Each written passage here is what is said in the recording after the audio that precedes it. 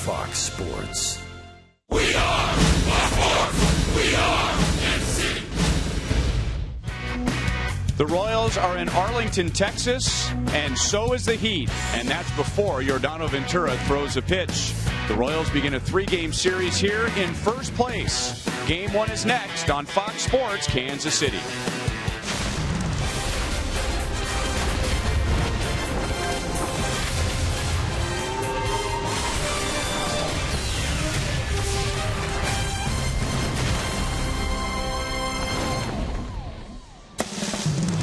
Baseball is presented by Academy Sports and Outdoors. The Royals are 4-2 on this road trip and now take on the last place Texas Rangers in the American League West. Hi everyone, welcome back to the ballpark with Rex Hudler. I'm Ryan Lefevre. Yordano Ventura had a very good first half, and now the league has tried to adjust to him, and he's thriving in the second half. He is thriving, Rhino. Every single outing, he's learning something new. But one thing for sure, he's gained confidence in his ability. His stuff is off the charts. His power fastball is unhittable when he locates it properly. Nice overhead power curve and that changeup. Really, this guy's gained a lot of confidence. He's been solid in his last 4, and also a nice road record to go with that. He's been good. He'll be challenged tonight. The Rangers do have some high-caliber hitters in their lineup, and when it's hot here, the ball flies out of this ballpark.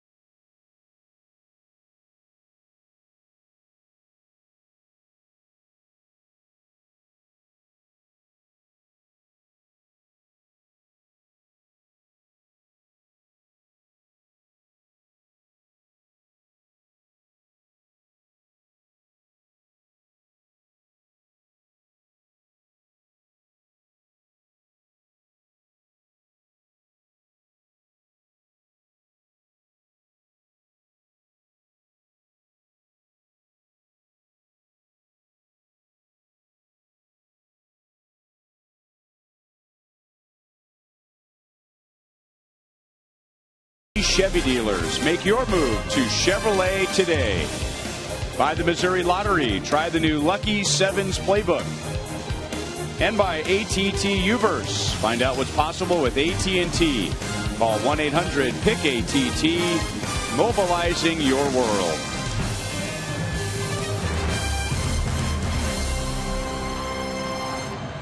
This is Globe Life Park in Arlington. It is the 20th anniversary of this ballpark, believe it or not. Still seems somewhat new, but it was 1994 when the Texas Rangers moved across the parking lot into what was then the ballpark at Arlington, Texas, and it's had a few names since then. Ned Yost in his batting order tonight, presented by your Midwest Ford dealers. And the Royals, I'm sure, as they were getting ready for tonight and getting set to face Colby Lewis, saw some math that really favors the offense this year. It's been a rough year for Colby Lewis with an ERA of 5.5, 10 losses, and the league is hitting .323 collectively against him this year.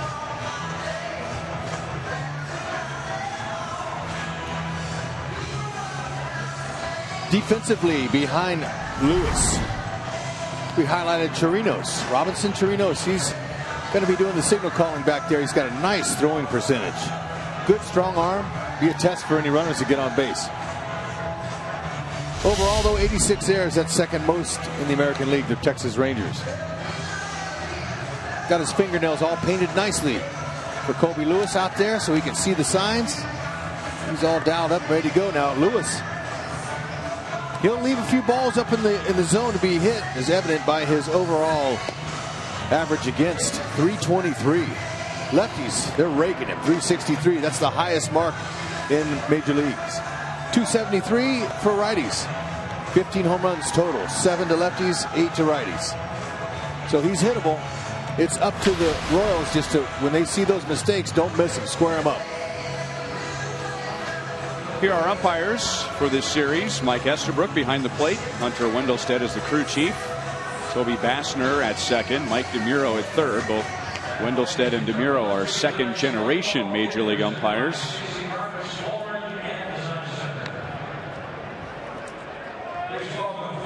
So Nori Aoki back to the leadoff spot. Christian Colon led off on Wednesday night in Colorado. He was on base a couple of times with a walk and a single against the lefty Jorge De La Rosa.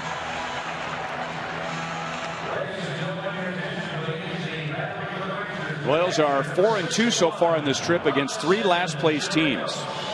Royals took 3 out of 4 from the Minnesota Twins last weekend, split that 2-game series with the Rockies on Tuesday and Wednesday. That put an end to the Royals' impressive streak of 8 consecutive winning series.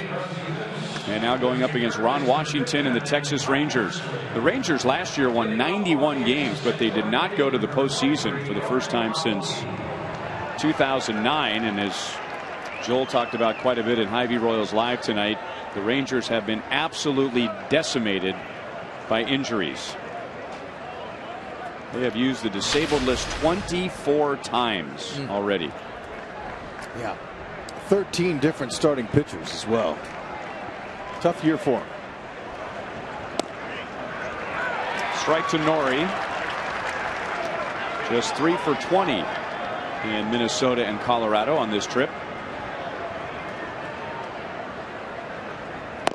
What the Royals be seeing from Colby is a fastball 87 to 89. It's pretty straight, both sides of the plate.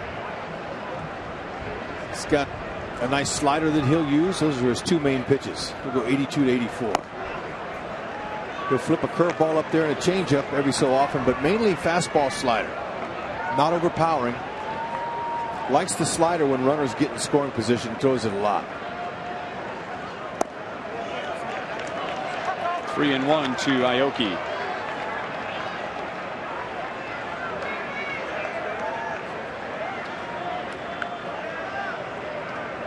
He'll give you something to hit every time up there.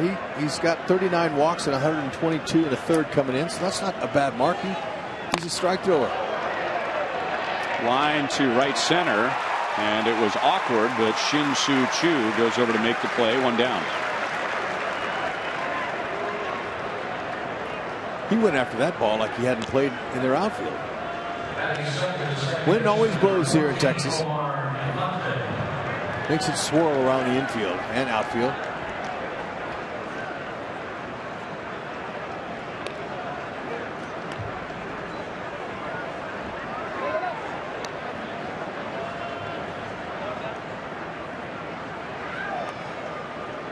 Omar Infante, he had 4 hits in the 2-game Colorado series, and all those hits coming on Tuesday.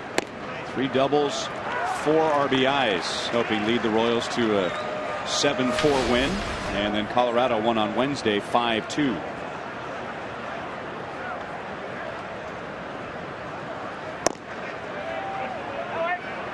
One and one.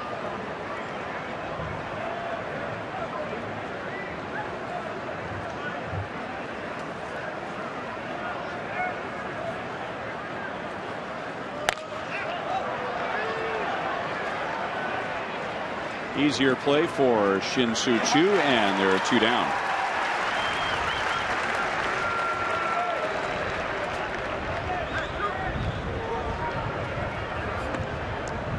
Just a reminder, as you enjoy a cold one, to look forward to Miller Time later in today's game, brought to you by Miller Lite.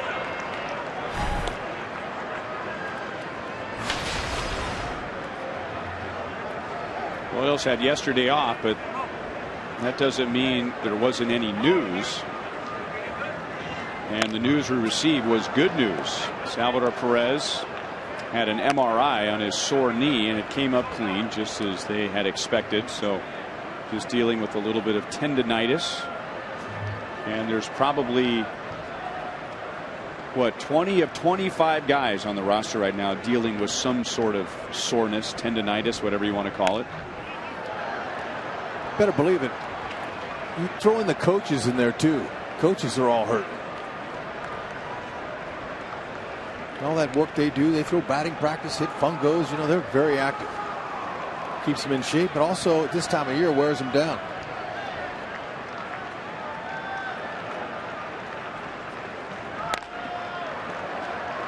Still 0-2.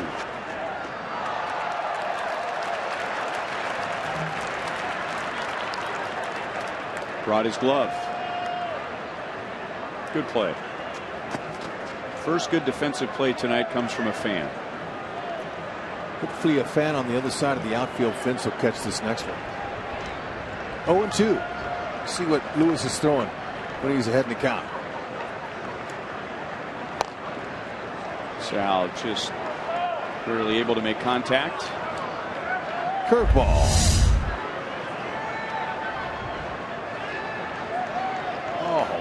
See, one guy brought his glove, one guy didn't bring his glove. He got robbed.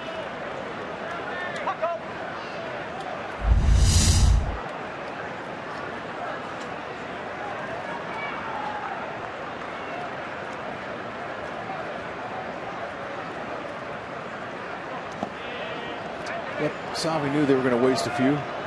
Curveball 76 to 78, kind of a 12 to 6 break. He likes to keep it on the outside part of the corner. Hitters call that the back door, an outside part. 81 to 84 with his changeup. Only you throw that changeup usually second or third time through the order against guys. Andrews out in shallow left field. He'll make the play. So always a dangerous ballpark if you allow the opposition to hit it in the air, but Lewis gets 3 fly ball outs. Giordano Ventura to this mound for the first time in his career when we come back.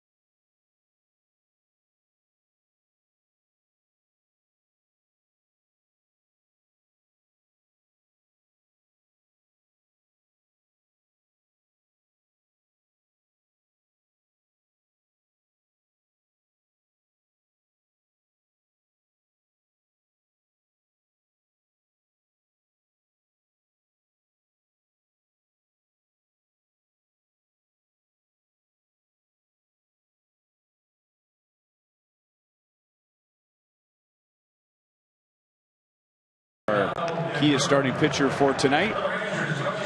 That middle stat, I think, has been the most impressive for him. He never really feels the heat out there. At least the numbers would suggest he doesn't. Sure doesn't. You know, that's a sign of usually a veteran guy who is really smart and tough when guys get in scoring position. But for a young pitcher that throws hard, Ventura has a lot of confidence. Go get them Rangers. They have never seen him before. And with more on Ventura, let's welcome in Joe Goldberg. All right, Ryan, thank you very much. He's had 10 walks in his last 2 games, and I was talking to the pitching coach Dave Island about that and said, any concerns? And he said, absolutely not. And he got better as the game went along against Minnesota. He said it was nothing mechanical, just trying to be a little too fine, maybe getting amped up at times. But he said, let's not forget about this kid. He's 23 years old. He's just a rookie. He's going to be just fine. Gus? Shin Soo Choo leads off and takes strike 1.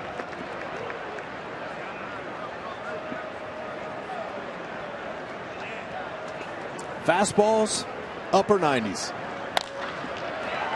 Early countouts, beautiful thing. Big overhand curve, nice changeup. He's going to mix them all in there. Likes to go heavy on the fastball side first time through. Ron Washington's lineup tonight. The injuries lend itself to the Texas Rangers having the second fewest home runs in the American League. This doesn't seem right. Some of the big bats they've had lately playing in this ballpark, but the injuries have affected their offense. Maybe not as much as their pitching, but it's been significant. No doubt about it. How about Billy Butler? Perfect in the field. Doing a nice job. Really enjoying himself.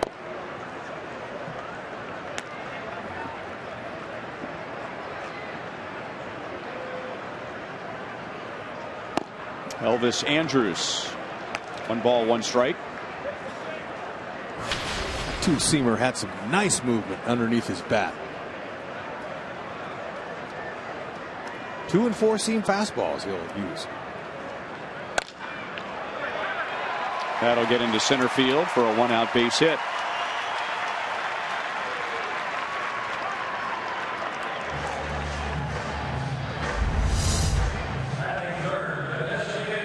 That ball stayed out over the plate. Andrus was able to see it well. Picked up that release point.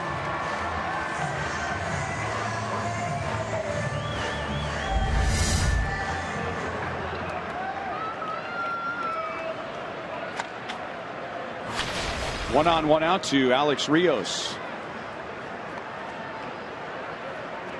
Rios has slumped lately, and we were talking last half inning about most players having aches and pains this time of year. Rios dealing with a bad right ankle and right thumb. Ventura throws strike 1.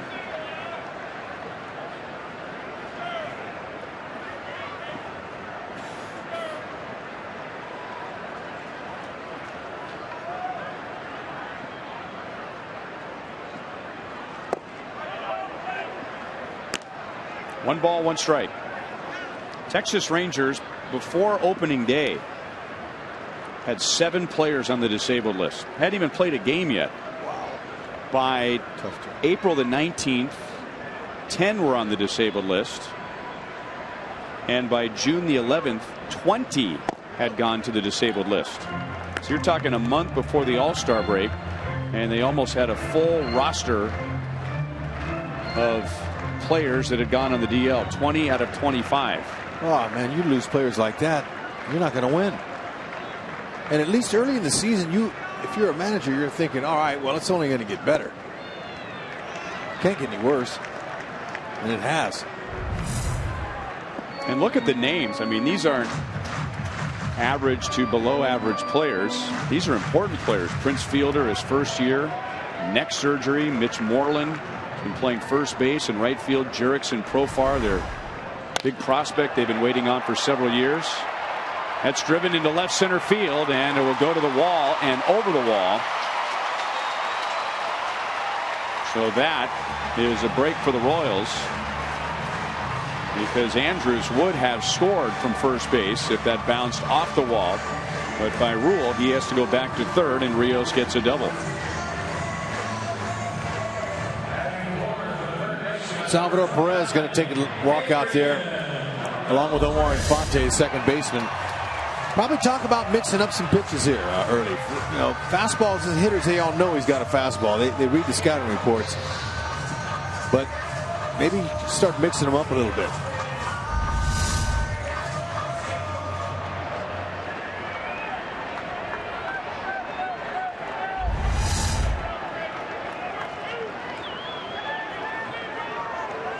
Ball's out over the plate. Caught a little bit of the inside part, but still fastball belt high. Ball 1 to Adrian Beltre. Well, you and I talked a lot about Ventura's previous 2 starts going mostly fastball, not mixing in breaking ball and changeup like he was earlier. And I'm sure the Rangers, when they looked at the scouting report and watched the video, saw the same thing. 1-1 on Beltre. This is what he's done this year, and the percentages have gone down for his curveball and his changeup.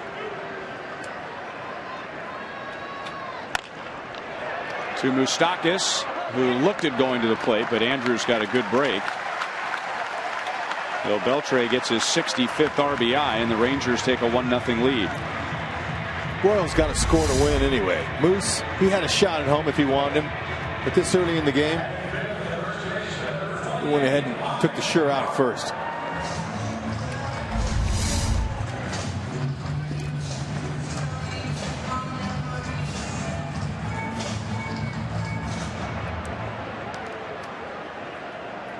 So 2 down to Mike Karp. Righties and lefties off of Ventura just about the same. 247 right, 245 left. Left-handers have hit more homers. They got 9. Righties got 4. This guy Karp here, he's got some pop. Escobar leaping to keep that ball out of center field. 1-1 to Karp.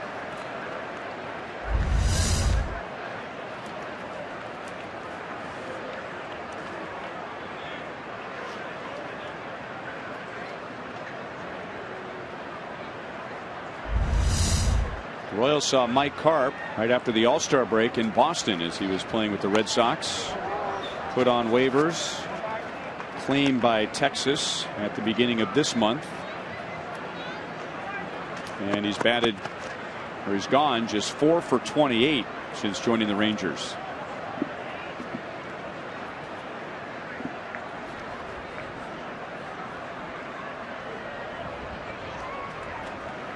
Rios has 16 stolen bases.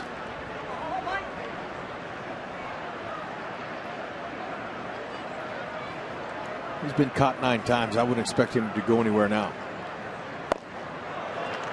Here's a good changeup down and away. So Ventura gets his first strikeout, getting Karp to end the bottom of the first inning. Adrian Beltre drives in Elvis Andrus, and the Rangers take a 1-0 lead.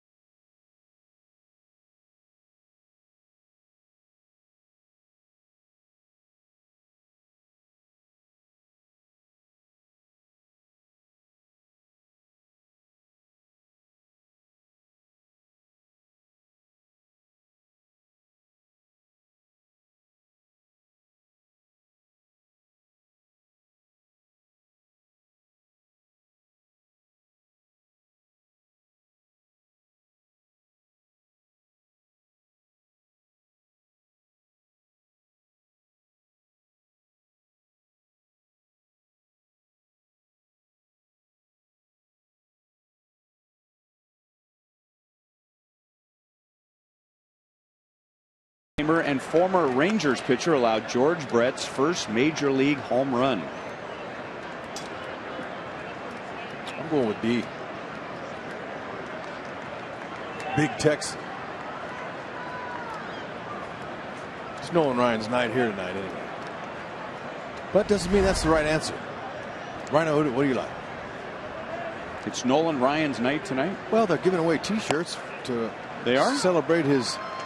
This is the night in history he struck out 5,000. Ricky Henderson, right? Right. So I thought that would be a trick that would go together. You think Al Broughton's that clever? Oh yeah. They have highly intelligent teammates. Phillies had a good road trip. He has hit .333 through Minnesota and Colorado. 4 runs scored, 2 RBIs. There they are. And Billy Butler ties the game with home run number 8.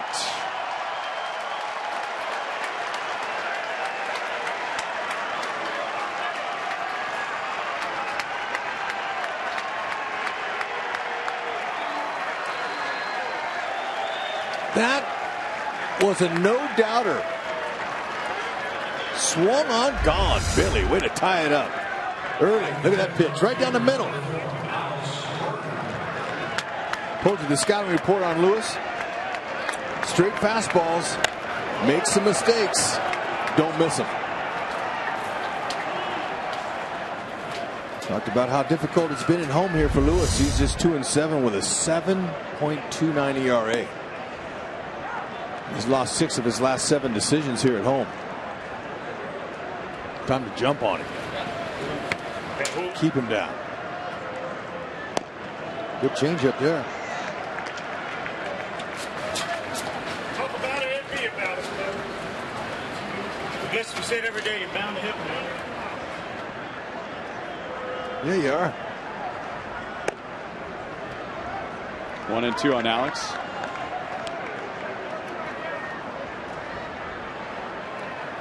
Alex hitting .409 on the trip. 2 home runs.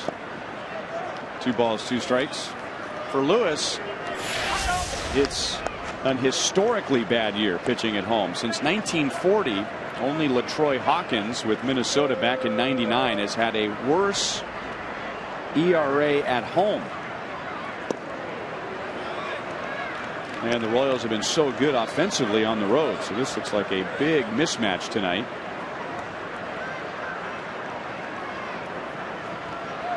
That's 12 starts at home with that ERA over 7.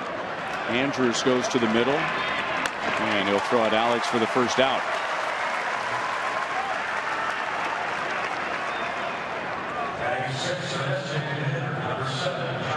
Time now for you to tweet your photo using hashtag KCFanPhoto for a chance to have it shown during tonight's game broadcast. Brought to you by AT&T.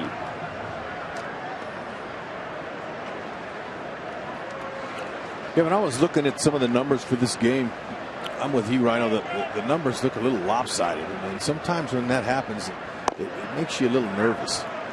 Because our offensive numbers and our road warriors and the mentality that we have don't really, they stack up. But the Rangers, their numbers don't stack up against us. So it kind of makes you nervous about sometimes any team can beat another team no matter where they are in the standings and the numbers.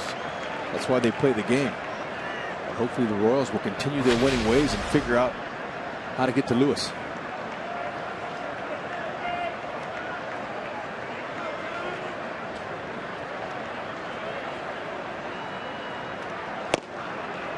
Just missed outside. 1-2.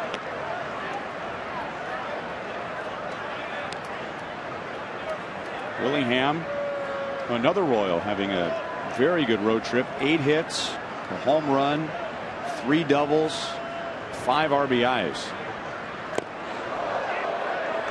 Down to first. Well, Lewis lets him get away. He was ahead of the count. 1 ball and 2 strikes. Coming in, that 2-seamer just ran and caught a little bit of his jersey. Might have caught some of his belly, but didn't hit him squarely. That's a good hit by pitch. Our Toyota League leaders for tonight. The Royals have scored the 5th most runs on the road in the major leagues. They have the highest road batting average in the American League. They have the 4th best road record in the major leagues. And they've won 11 of their last 14 on the road. Strong numbers. Moose is 1 for 1 in his career off Lewis. That was a homer. And this morning when I woke up, I started thinking about, you know, matchups and what the pitcher's throwing against the Royals, and I thought about Moose right away. This is Moose's kind of guy. Not overpowering, has a little slider that he'll use, fastballs over the middle, and Moose usually tags guys like this. Sure enough, he's 1 for 1 with a homer off it.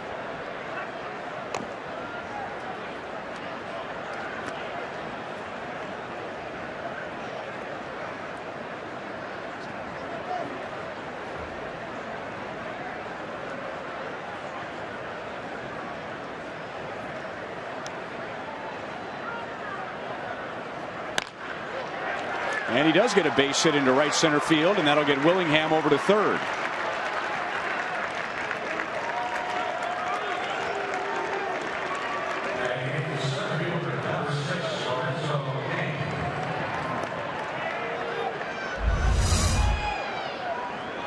Fastball up.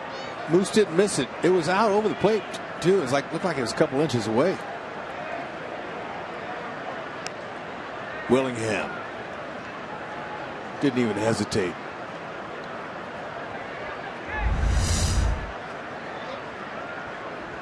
Time to keep that ball off the ground. If you're Lorenzo Cain, you got to continue to hunt the ball up.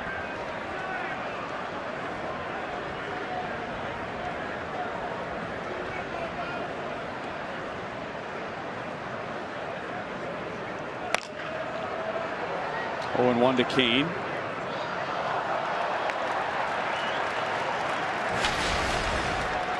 Lorenzo's a .293 hitter altogether, but you put runners in scoring position, and that goes up to .326.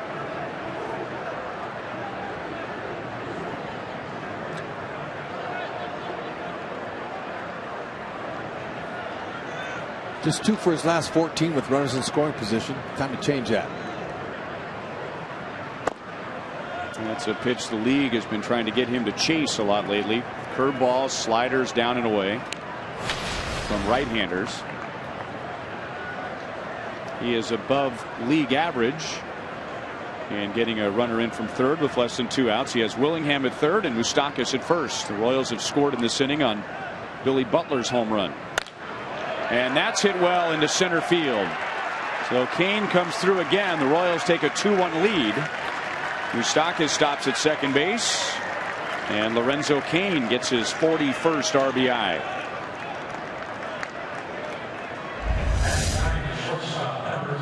It looked like Lewis tried to quick pitch him. You can't quick pitch Lorenzo Cain and try to sneak a piece of cheese by him up there. That ball was belt high and in. He just pulled his hands in and struck it well. Had a little topspin on it, sunk down in front of Martin in center, who's got a good throwing arm. Good thing Moose didn't try to go to third. You and I on the last homestand, we had I thought a very enlightening conversation with Dave Island about quick pitching.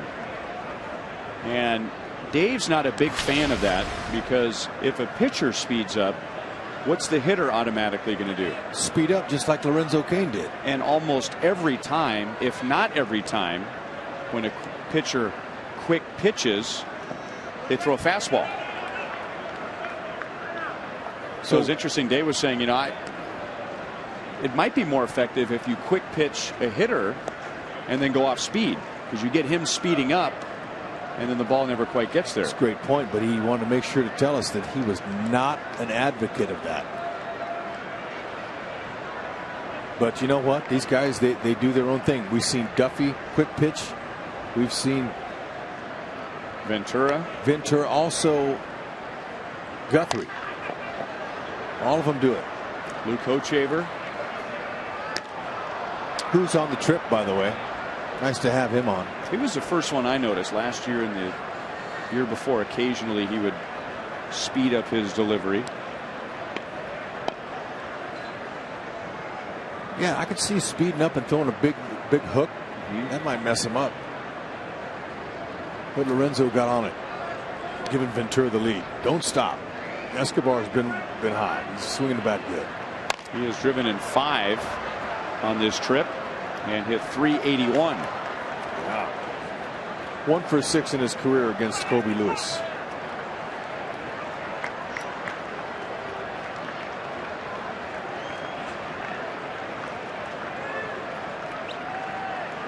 .277 with the runner in scoring position is Escobar.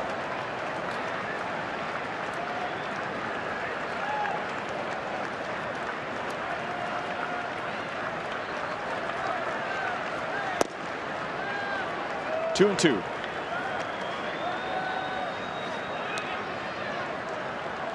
Escobar 9 for his last 12 with a runner out there in scoring position. He's a trustworthy player. I don't know if he'll get our award for the night, but he might come through here. Being patient. From 1 and 2 to 3 and 2. That's beautiful. Great name. Is she bragging about that, or does she seem somewhat ashamed by that? No, I think she's excited about it. That's just my opinion. But I mean, I don't know if she would want to brag that on the sign if she wasn't happy about it. I think I'd be proud.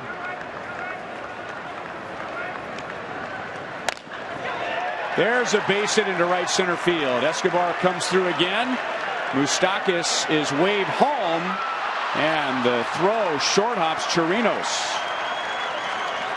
Escobar drives in his 6th on this trip, and the Royals have taken a 3-1 lead in the 2nd inning. Liked how Escobar stayed patient. Kobe Lewis is trying to get him to swing out of the zone with breaking balls. He waited for the mistake. He makes a lot of them. Great swing to the opposite field. Now Moose, who he almost got it. Had it been a good throw, he'd have been out, but hey, he scored. Martin's got 8 outfield assists this year.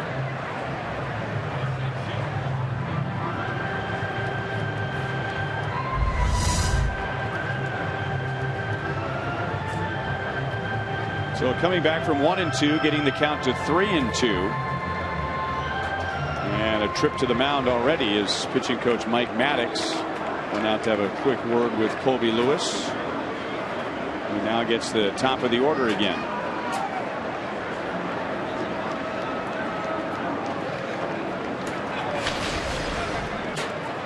Aoki lined out to right field in the 1st inning.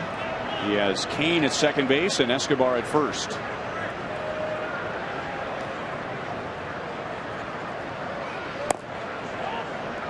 For years, coming here was just a nightmare for pitching. And if the Royals had mediocre to less than mediocre pitching, and the Rangers the same, I mean, football games would break out here as far as scores go, but the Rangers have improved their pitching in recent years, not this year. The Royals certainly have done the same, and lately we've seen a lot of low scoring games between these two teams, and even here that is bunted just foul. 1-1 on Aoki. Last year the Royals and Rangers split the 6 games. Very little offense, a lot of pitching, both sides. I mean, neither team averaged 3 runs a game. Neither team hit .230, and in 6 games between these two teams, they hit a combined 5 home runs. They would hit 5 home runs in one game here, and that wouldn't turn anybody's head. Yeah, interesting. I can't believe Aoki's bunting. Almost like he's sacrificing. You lose track of the outs? I'm not sure, but man, you know, I know he's confident in Infante, who's falling behind him, but man, Kobe Lewis, he's throwing some meatballs up there tonight. You'd think Aoki might want to take a chance to hit a 3-run homer.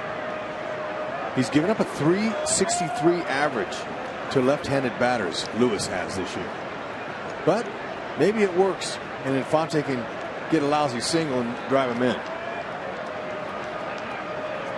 I think somebody just broke the news to him. Yeah. And you can see everybody looking around going, talking to him about, what was that?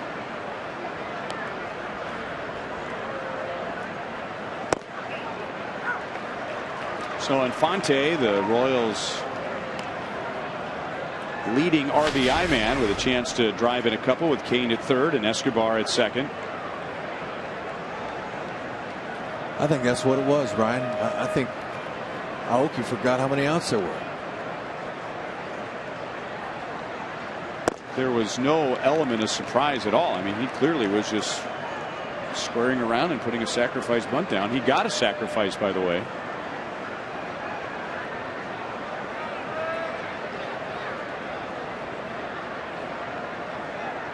Infante flied out to shallow right field in the first inning.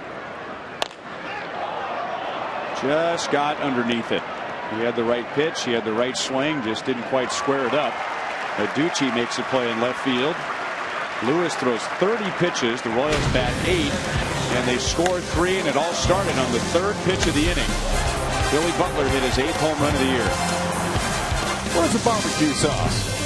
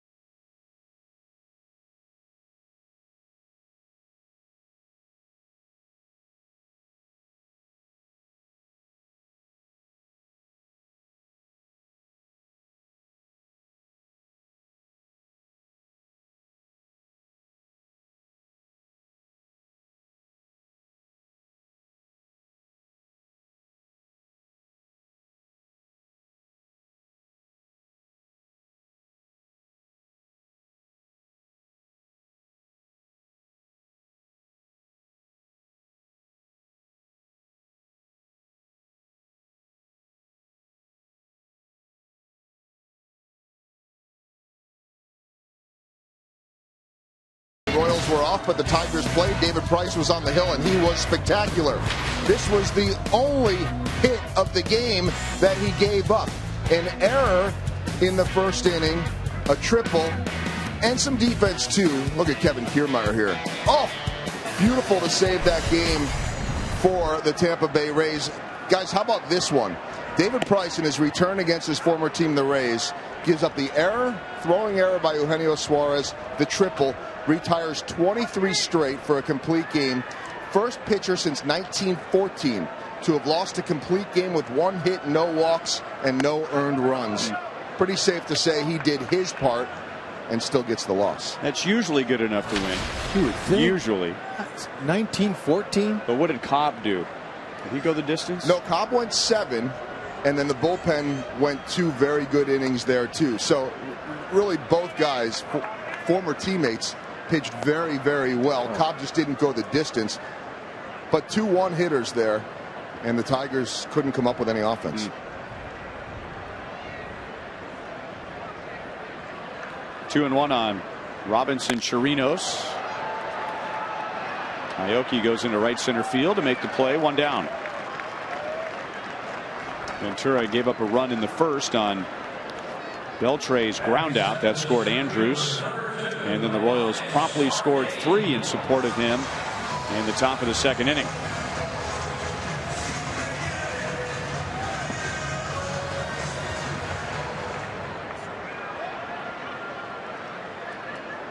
Here's Leonis Martin.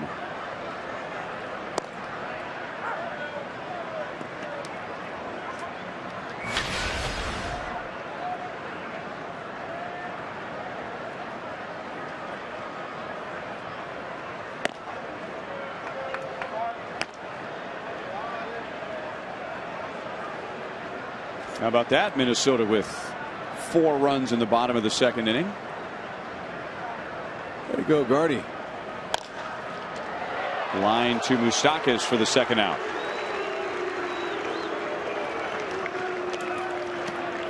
Yes, there are some Royals fans here.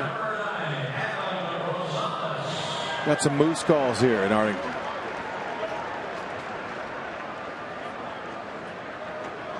A lot of Royals fans in Minnesota, and even more Royals fans for that 2-game series in Colorado. By the end of the game on Tuesday at Coors Field, if you didn't know where you were just by listening, you might have thought you were in Kansas City. It was great.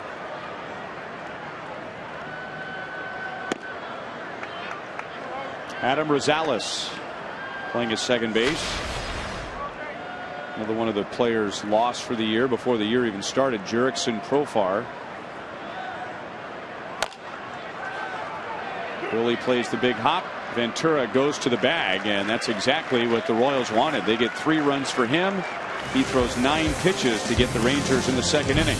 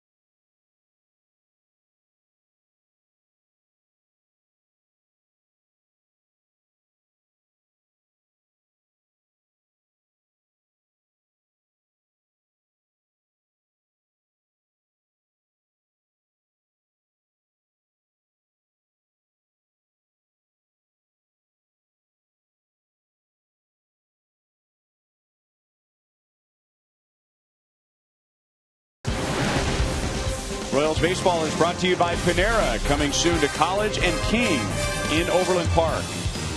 And by your Midwest Ford dealers. Visit your MidwestFordDealers.com.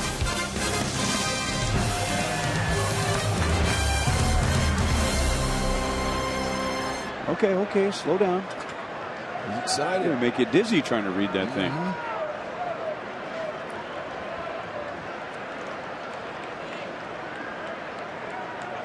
Royals lead 3-1, and Salvador Perez leads off. He was the only Royal who did not bat in the 3-run second inning. And a strike from Colby Lewis.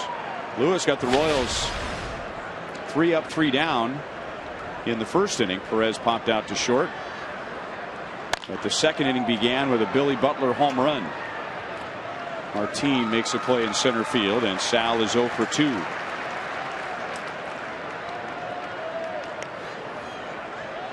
Well, you have to find ways to have fun, to keep your spirits up when your team has played as badly as the Rangers have. Now, if you're a Rangers player, this isn't fun to watch. But if you're Adrian Beltre, he tried to call timeout real quick. That's beautiful. Oh, you gotta love that. As a 16-year Major League veteran, having fun out there.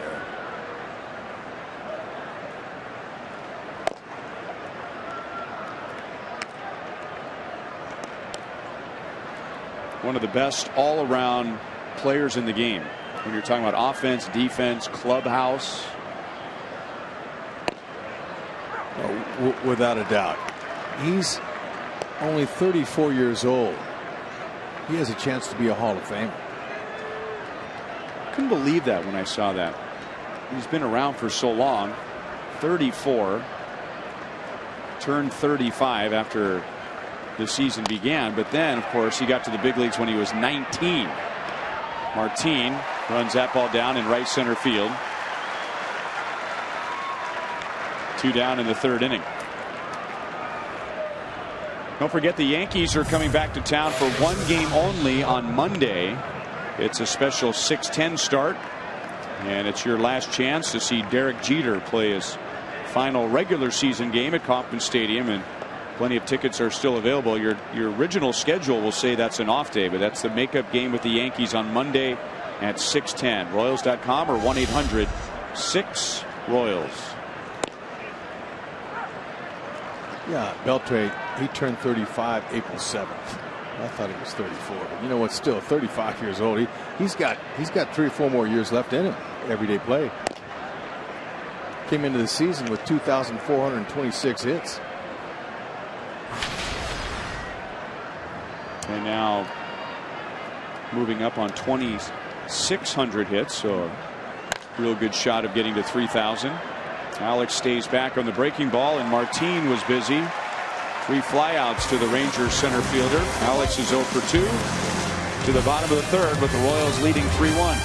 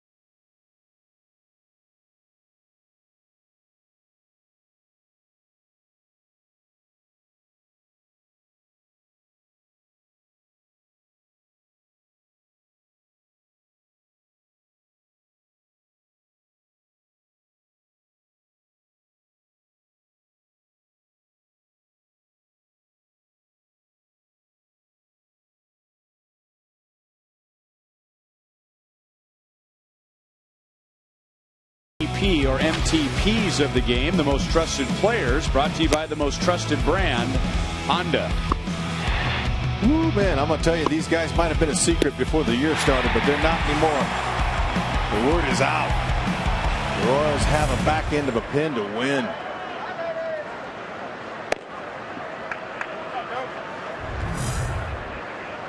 Some major league rankings.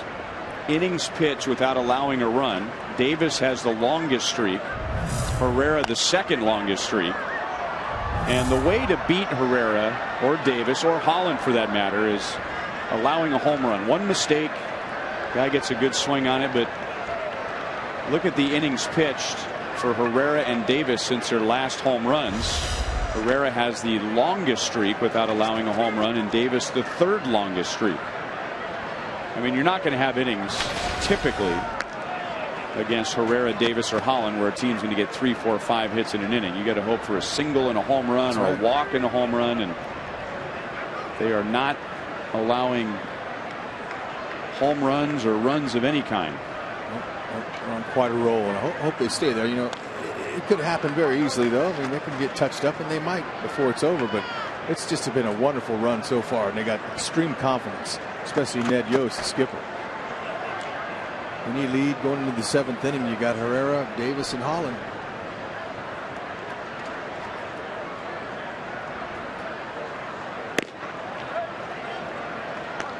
This is Jim Adducci, Rangers left fielder.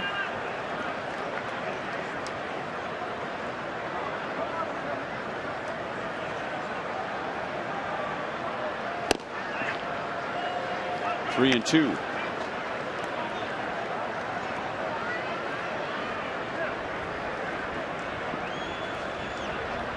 She came with some signs. Same woman whose cat's named Esky. Tough pitch, and Adducci, well, he just hit it too hard. Ball stayed up, and Lorenzo Cain makes the play, and now Ventura's retired 6 in a row. He kept that ball down, but that's just a hang with him for Adducci. Too bad for him. Hit the ball like that. If you tweet about the Royals, if you post photos on Instagram or follow the Royals on Facebook, then join us for social media night coming up on Thursday. The Royals will be hosting the Twins, and a special ticket package includes a free pair of sunglasses and access to the pregame social hour at Rivals, where there will be a Q&A with Joel Goldberg and a chance to win some prizes. Again, that's Thursday, and the ticket packages are available at Royals.com/Royals Social.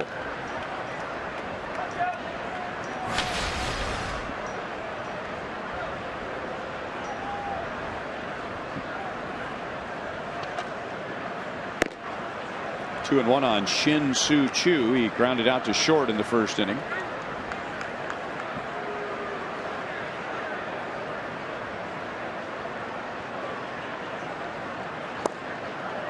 There's a good changeup down and away. 2-2.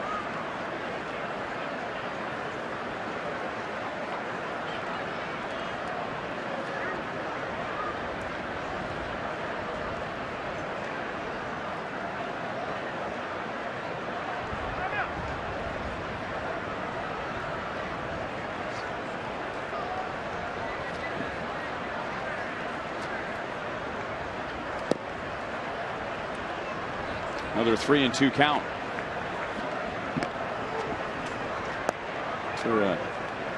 At least for a couple of pitches there, not on the same page with Sal. Sal had one idea, Ventura had another. Sal reminding him to calm down, slow down. Challenge. Threw it by him at 95. 2 strikeouts for Ventura.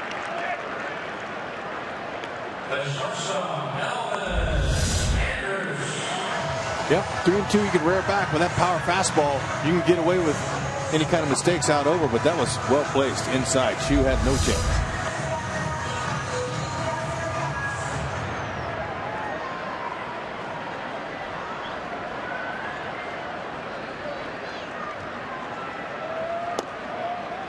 Outside to Andrews. He singled with 1 out in the first inning. Rios hit a double. They got him to third, and then Beltre's ground out got him home. 1-1.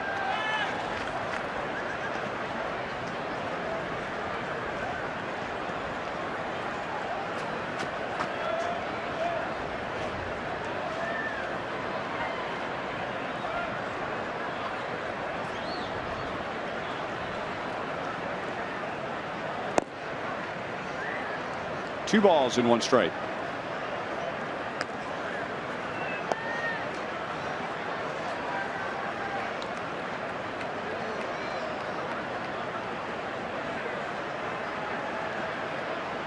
Ventura went to the back of the rubber to grab the rosin bag on a hot, sticky night, getting that perspiration off of his fingertips. And now 2-2 on Andrews.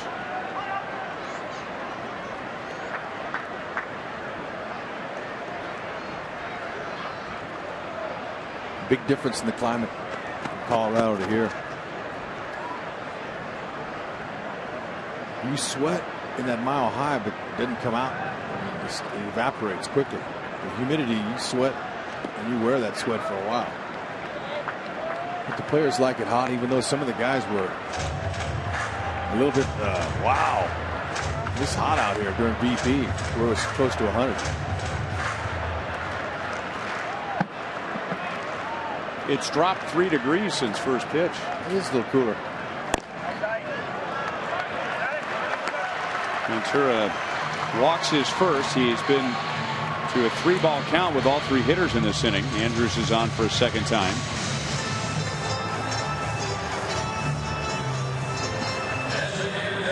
Joel is talking about Ventura's last start. 6 walks against Minnesota. 6 2/3 innings. But because he's able to keep his cool the way he has all season, many times those walks have not come back to hurt Ventura. They maybe have hurt his pitch count, but 6 walks on Saturday, and not one of those walks came around to score. That's highly unusual. To have that many and not give up base hit or something. But that's impressive. Outside of his arsenal of pitches that he throws, those are all impressive. It's his demeanor. He's very calm. Doesn't get rattled. At least he hadn't shown it. He's having a hard time getting in there, though, and staying in there.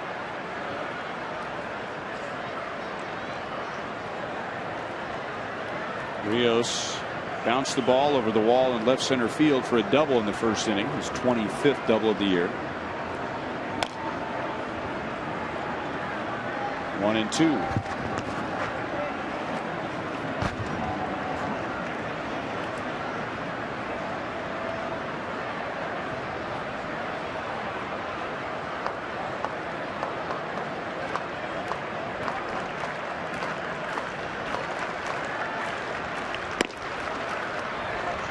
Two balls, 2 strikes.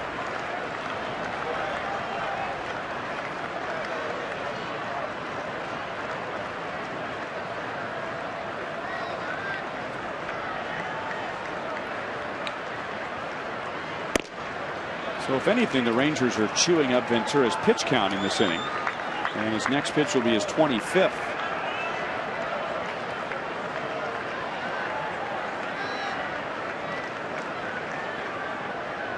Two counts to all 4 hitters in this inning. He ended up walking Andrews. Prior to that, he was able to come back and get Chu and Aducci. And we'll do it again.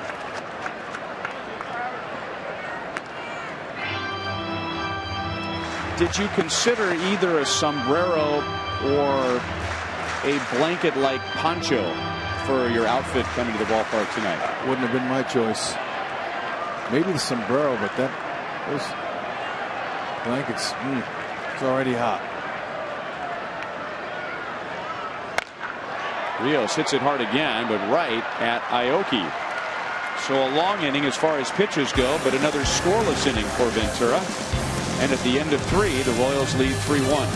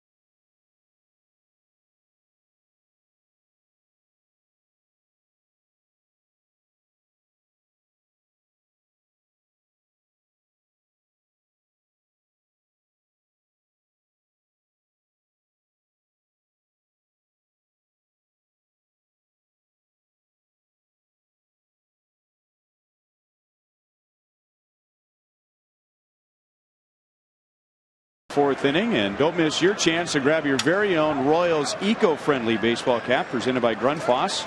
That's next Friday as the Royals host the Indians. The first 10,000 fans have the opportunity to walk home with a brand new baseball cap made from 100% recycled water bottles. Gates open at 5:30. Again, that's next Friday. Echo cap. Looks good. Eco. But you know what? I think if you spoke very loudly into the cap, it could be an echo cap. Well, I'll try it. I'm going to get.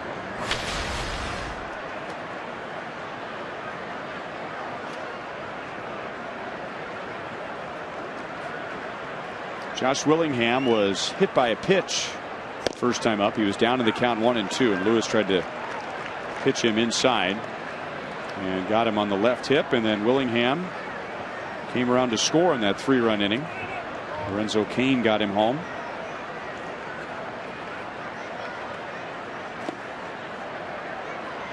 One and two.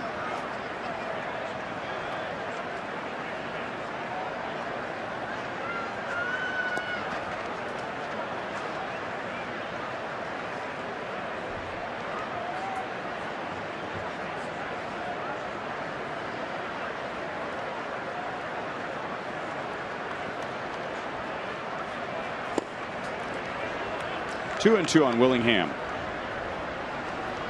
He has now scored 7 runs on this trip and driven in 5. So he's been part of 12 different runs. And this is the 7th game of the trip. And now he's come back from 0-2 to make it 3-2. And you mentioned, Hud, that Lewis has really struggled against left-hand hitting. So why not Raul Ibanez tonight against Colby Lewis? There's your answer.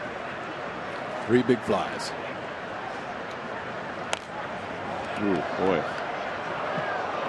Lewis is lucky that ball ended up in the seats behind home plate. You're right. That ball was belt high.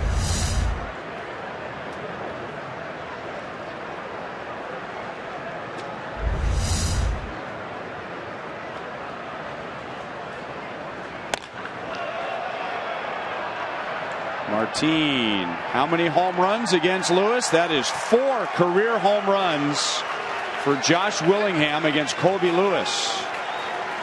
And make it 8 runs scored and 6 RBIs for Josh Willingham on this trip. Woo-wee. Lewis came right back with the same pitch. Willingham says, oh, you're going to give it to me again? Even a little better. It was just a little lower. Oh, man. Solid contact. Just what they needed, the Royals did, to put a guy like Willingham in the middle of their order. Ooh, that made them look better. Stronger on paper, but now it's showing. Willingham. Man, that is a strong addition. First time at bat in the Royals uniform, he quickly, first pitch he saw, he drilled it down the left field line. You knew he's happy to be a Royal. Help these guys out.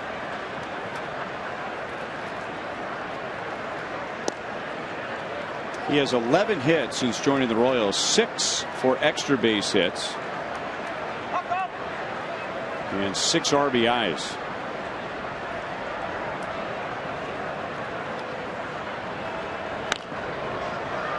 Two and two on Moustakas. He singled and scored in the 3-run second inning.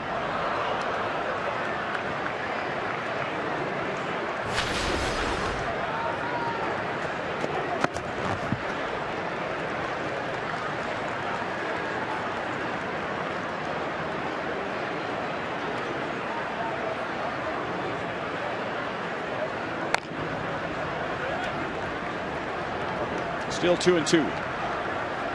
Colby Lewis struck out 10 Angels in his last start. He couldn't win the game, but he went 6 innings. And really a mixed bag when you look at that line against the Angels. There was some good and some bad, all mixed into one. One hop to Rosales, and he'll get Moustakas. One down in the 4th inning. Don't forget to vote for the Royals Player of the Month at rallyhouse.com/Royals. And you'll be entered to win a majestic prize pack from Rally House.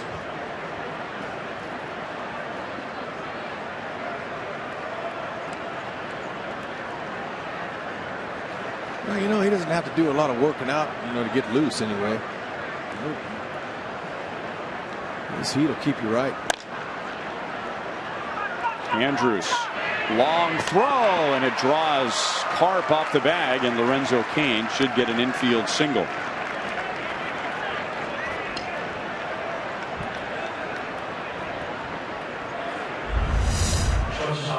You have 2 long hops. Not sure he would have got it. Yeah, I think he's safe anyway.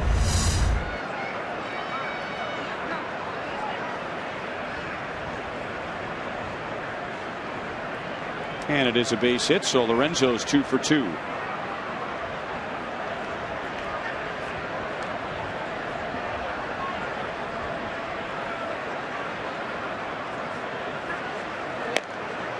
Lorenzo has a career high 18 stolen bases this year. Escobar drove in another run in the 2nd inning. He drove in Moustakas, giving him 6 RBIs on the trip. That was Lewis's best move over there to first. There it is again.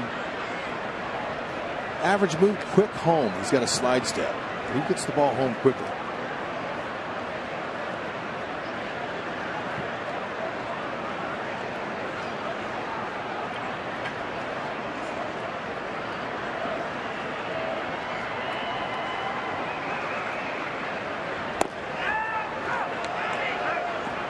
In here, Rusty Kuntz yelling all the way up here. Yelling back to Lorenzo Cain as he saw that Chirinos was throwing down to first.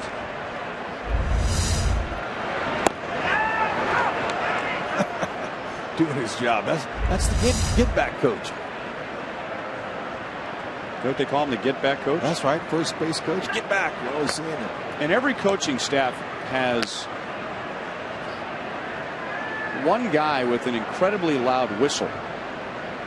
And for the Royals, it's Rusty. I mean, his whistle would frighten a train. And it's one that you can hear from one side of the stadium to the other. Big crowd, little crowd, no crowd.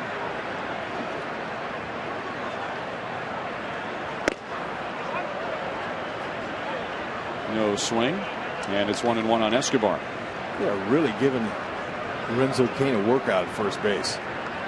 Isn't that a requirement of every coaching staff? Okay, now who's my whistler?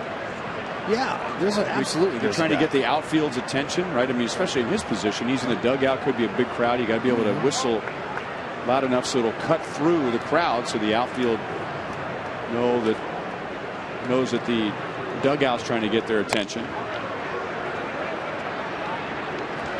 Played by Chu in right field. Escobar is out number 2, and Cain is back to first. Let's go to Joel.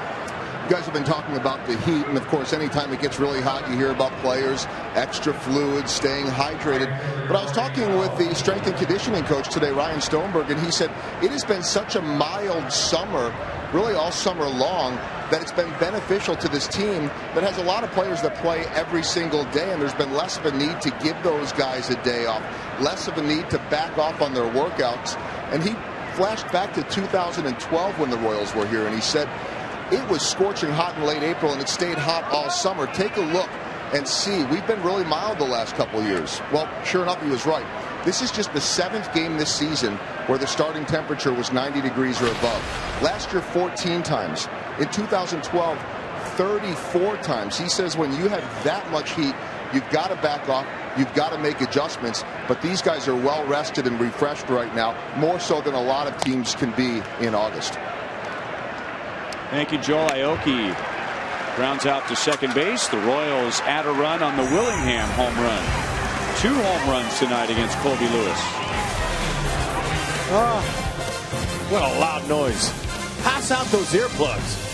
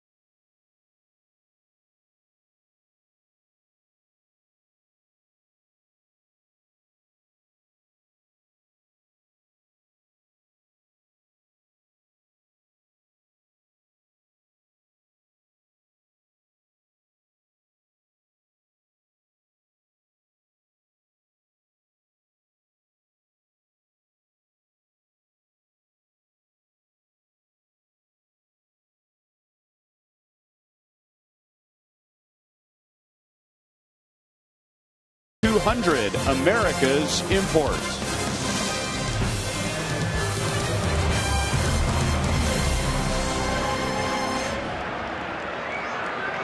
4-1 Royals. Rangers coming up in the bottom of the 4th inning, and let's go back to Joel. Oh, we've talked homers, we've talked weather. How about defense? We know how good this team is defensively, and the numbers really bear it out. In games that they don't make an error, they are 21 games over 500.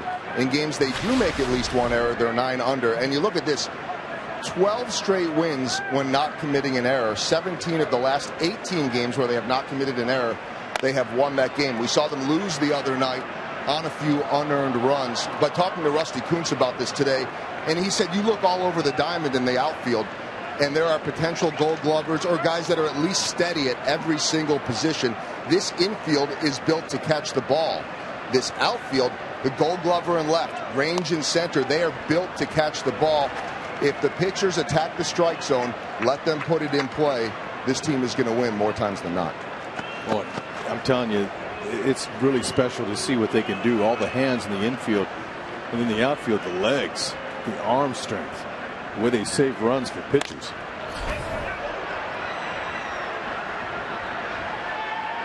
Billy, look out, and it drops foul, thankfully.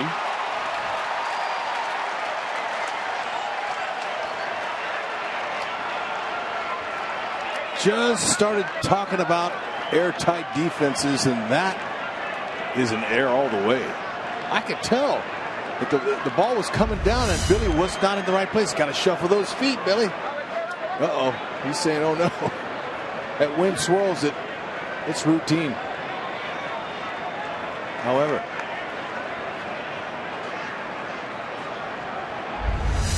that won't make Billy's highlight reel.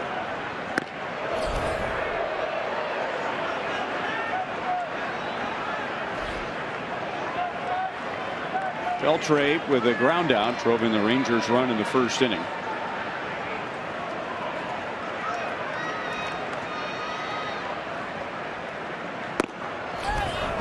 Beltre doing a little tap dance as that pitch came in high.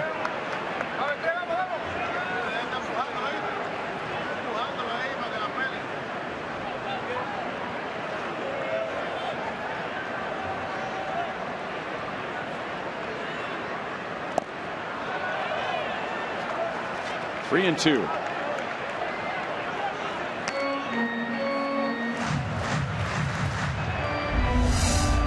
He's dramatic.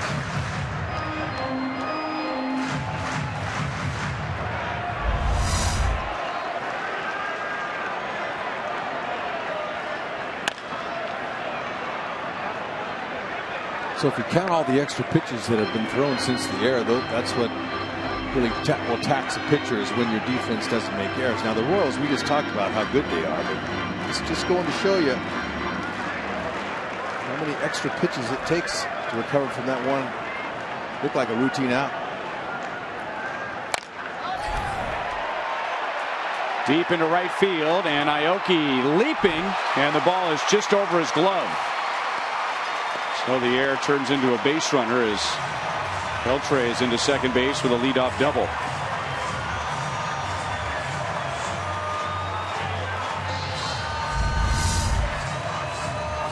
'24th double, he earned it. Stayed in there, battled Ventura. Aoki just couldn't reach it.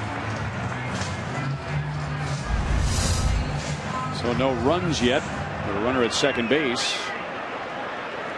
Let's see if Ventura can put an end to this inning.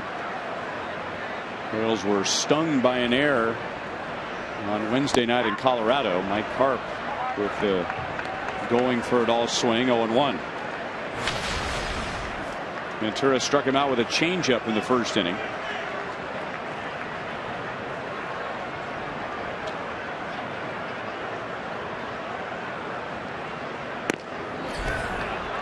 Back with a fastball again, 0-2.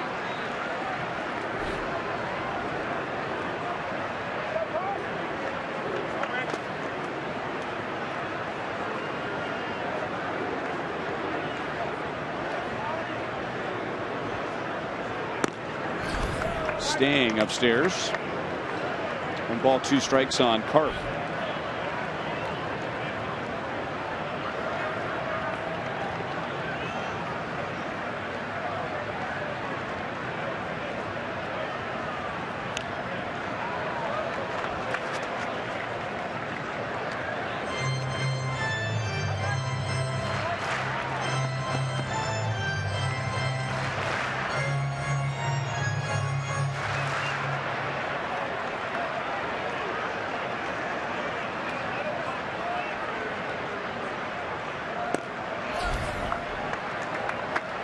Ventura, in addition to doing a lot of things well beyond his years,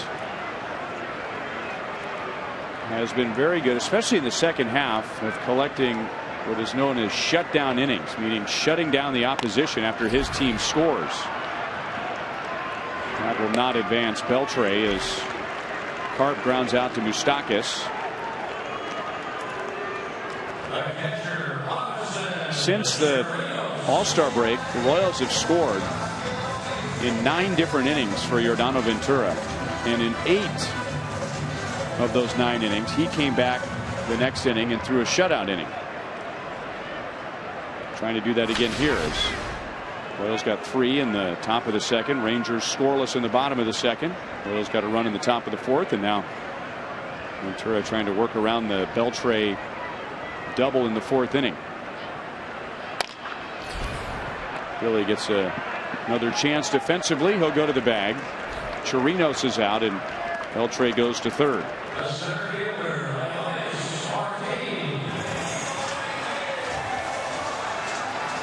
Don't forget, if you're looking to attend the Kansas City Irish Fest, starting at just $20, you can receive a ticket to watch the Royals and the Twins next Wednesday, and also get a free single-day admission to the Kansas City Irish Fest going on that same weekend. So enjoy a night out at the ballpark and gear up for a fun-filled Irish Fest. Oh man, nice stop by Sal.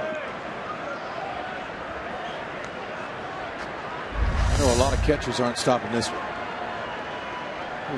He didn't even use his chest protector, he used his glove. That's how sweet his hands are.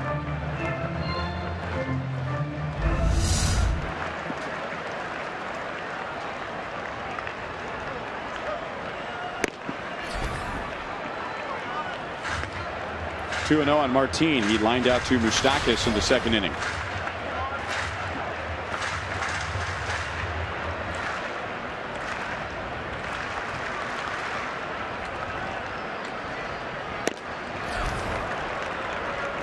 Rangers having a tough time with that pitch. Yeah, anybody would. 97 above the belt like that, it looks awfully good, but man, by the time you could square that ball up, it's by you. It's called pitching up in the zone effectively when you have that kind of velocity. That's the best they can do at that pitch, is fouled away. 2-2.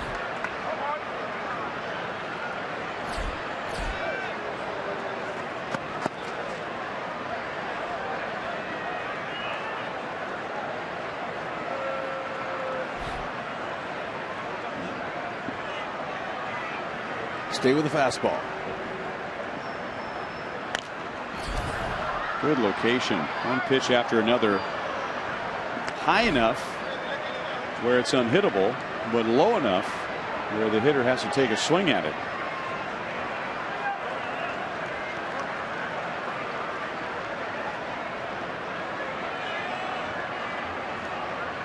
See how he handles this one.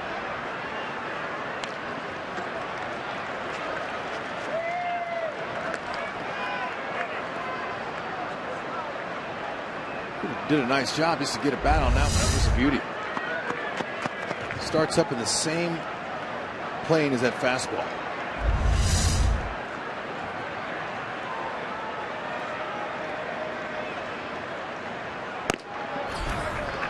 Full count. The only concern right now for Ventura with a 3-run lead, and he's only allowed 3 hits, would be his pitch count. Not many base runners, but quite a few 3 ball counts.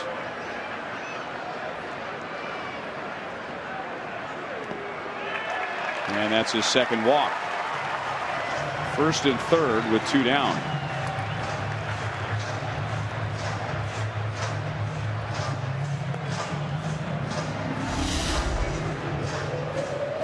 No surprise here if he's walking 2 or less. His numbers are very good. Record ERA 3 or more. The ERA is almost 5.5. The exception being Saturday at Minnesota when he walked 6, a career high by 2. It only gave up 3 runs in the game, and none of those runs were runners reached by way of a walk. A shattered bat that goes into the crowd, and Moustakas will throw out Rosales to end the inning. And I believe, thank goodness, that bat hit an empty seat.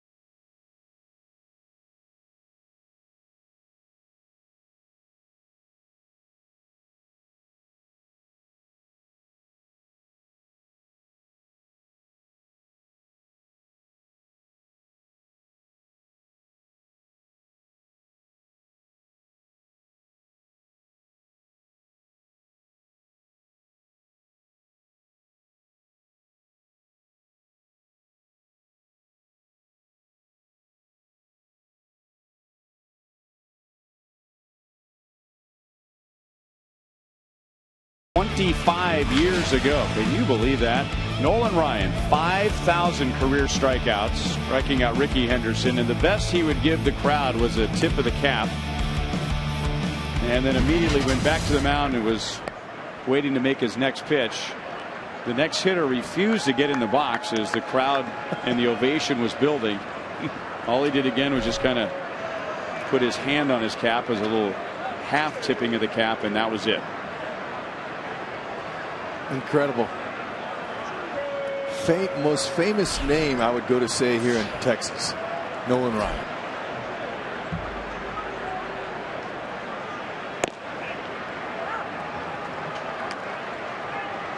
Omar Infante is flied out to right and flied out to left.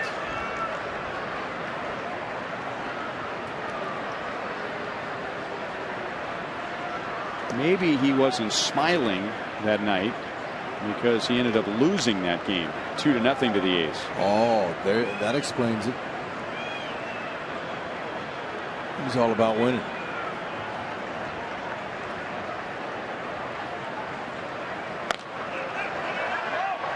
That's back into the crowd. 1-2 on Infante.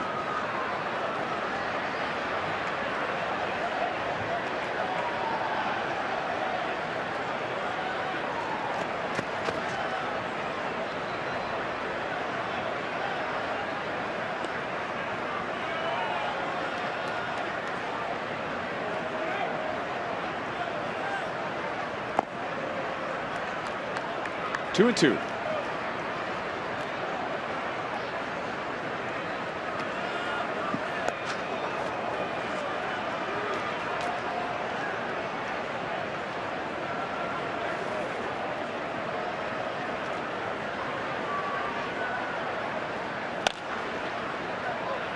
Beltre, the best in the business at his position, and he throws out Infante for the first out.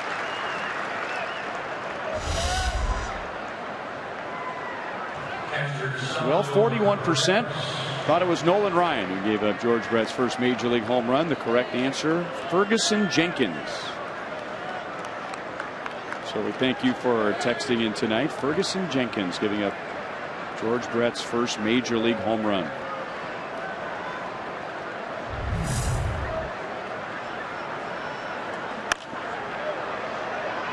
Off the knuckles and back into the crowd, and it's 0-1 on Sal.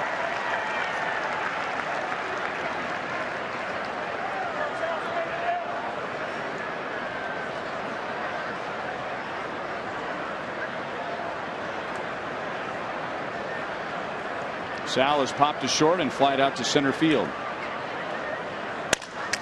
And it broke his bat, and that got the Rangers catcher Chirinos. He was hoping Sal pick up the pieces. 0-2.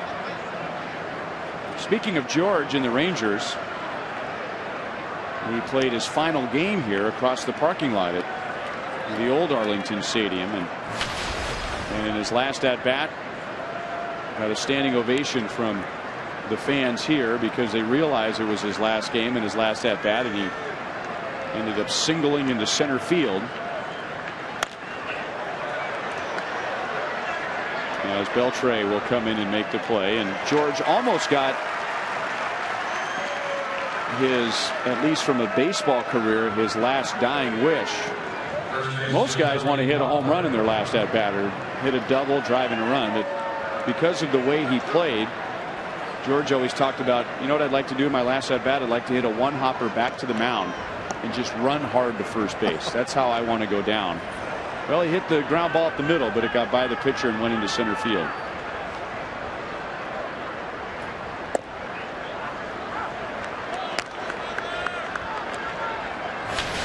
Billy tonight is homered to left center field and line to center field. Beltre. So he handles all three. 2 ground outs and a pop out. Lewis has a scoreless 5th inning.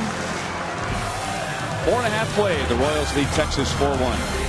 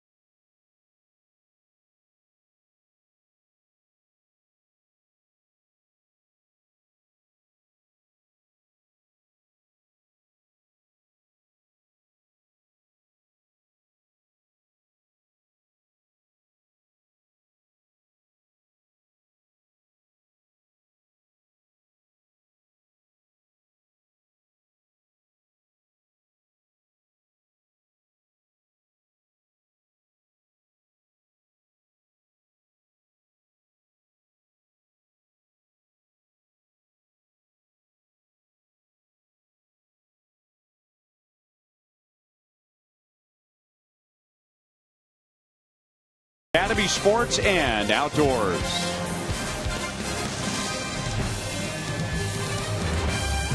Three-game weekend series. The Royals and the Rangers. And remember, coming up during the next homestand, we're going to have Retro Night. That's on Saturday, a week from tomorrow.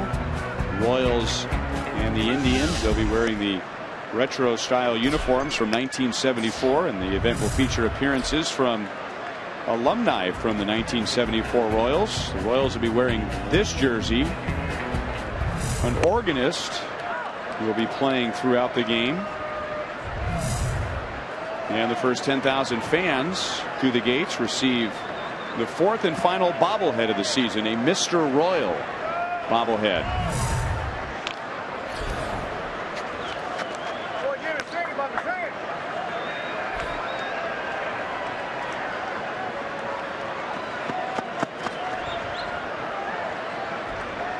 And we thank Mike Aviles for being a good sport the last time the Indians were in town and modeling the Indians' trademark red jersey from that era.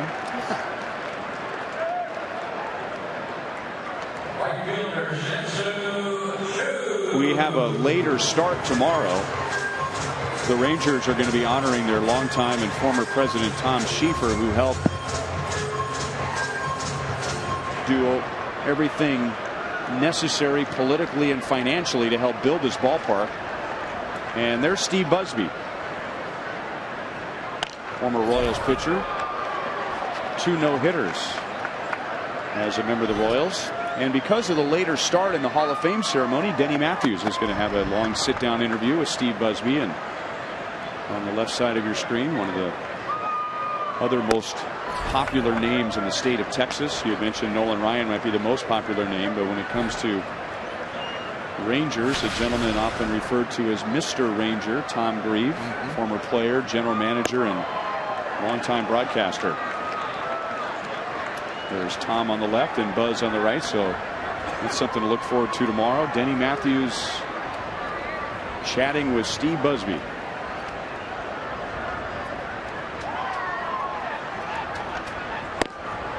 Great changeup. Ventura strikes out his third, the second time he's gotten Shin-Soo Choo, who has struck out 130 times this year, and there are 2 down in the 5th inning. Yeah, he got Choo with a fastball last time up.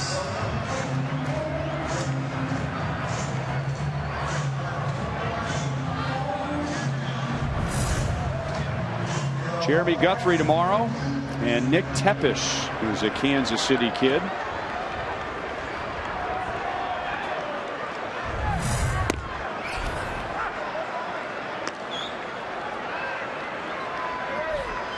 The schedule says that tomorrow's game is going to begin at 7:05. That they just want people to get into the ballpark by then so that they have a full stadium for the Hall of Fame ceremony. But we're anticipating the actual first pitch to be later than that, right around 7:25 Central. But still encourage you to watch the extended Hy-Vee Royals live tomorrow, and we'll be on the air at 6:30.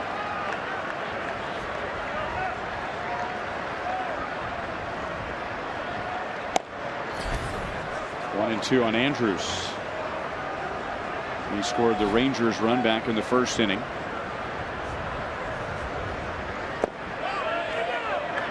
That was a swing. Emphatically so by first base umpire Hunter Wendelstedt. 4 strikeouts for Ventura and 2 in a 1-2-3 bottom of the 5th inning. Ooh, man, that Yellowhammer's working. Yes, he did.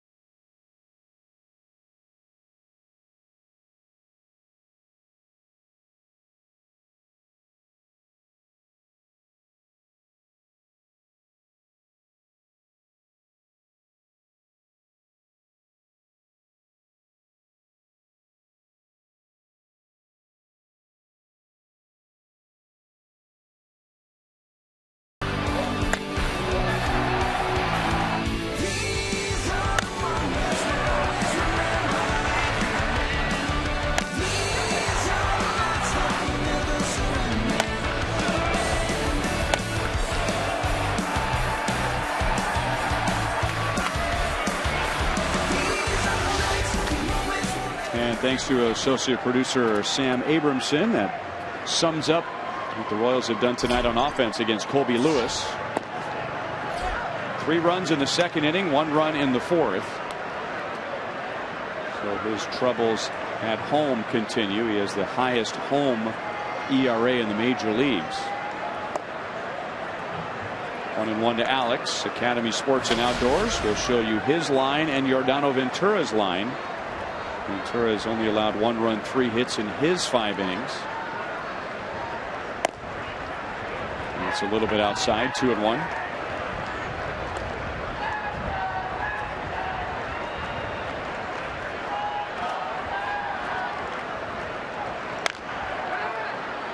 To the hole on the right side, and Rosales had a little trouble, but he'll get Alex for the first out.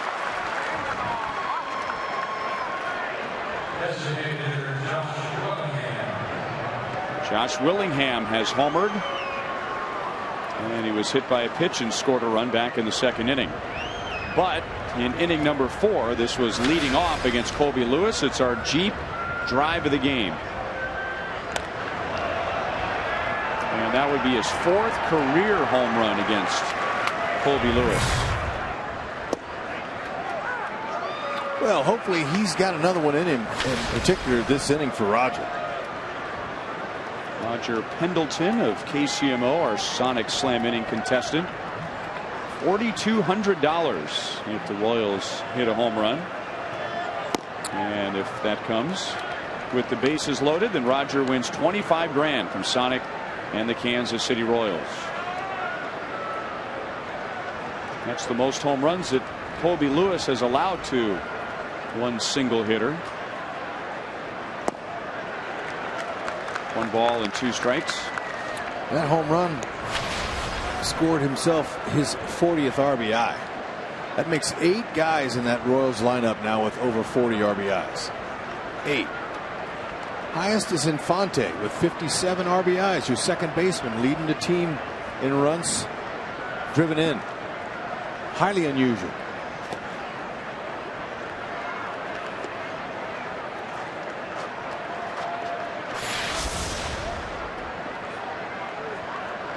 Tell you what, in the multiple home runs, 17-4.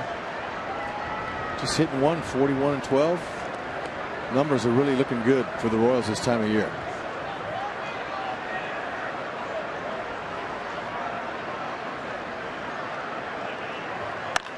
That pitch stayed up, and Willingham just destroyed it, but he hit it foul. That's a nice try. I mean,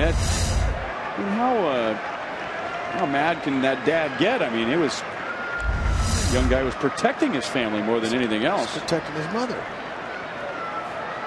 That's a good attempt, I thought. That ball had some topspin on it.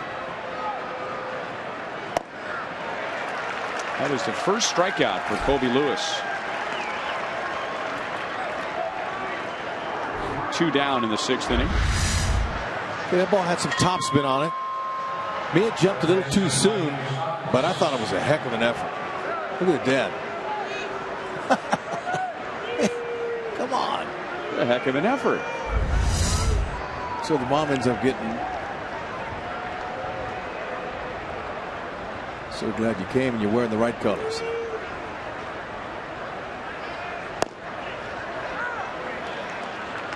Lewis scoring with more curveballs hitting this inning.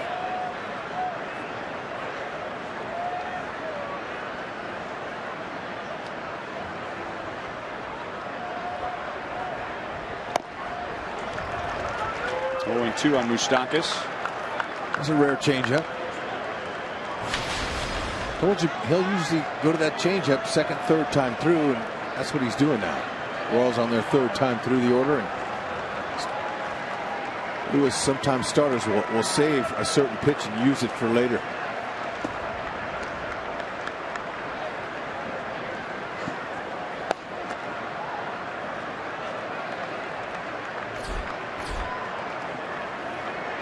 "35-year-old Colby Lewis."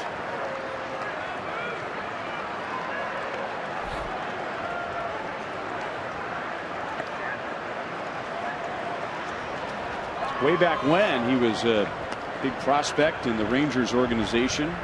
Had some arm troubles. He's had Tommy John surgery twice in his life. He's had shoulder surgery. He's had hip surgery. So he started with the Rangers, bounced around. He's with the A's. He went to Japan for a couple of years. He was with the Tigers. And then back for his second tour with Texas.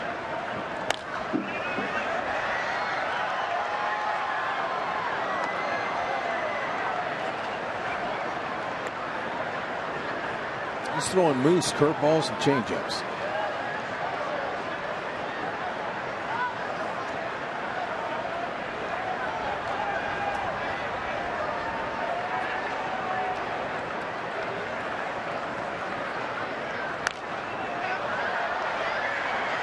That'll be backing out of play. Mentioned the hip surgery for Lewis. And one of the Rangers announcers came in after Aoki dropped down the bunt. And it looked like, we don't know for sure, that Nori may have lost track of the outs because he put down a sac bunt with 1 out early in the game when the Royals were getting to Lewis. But teams will bunt on Lewis because of his surgically repaired hip. He is not a good fielder. And that's one way to get to him. And he had that right hip surgery almost a year ago today. A year ago tomorrow.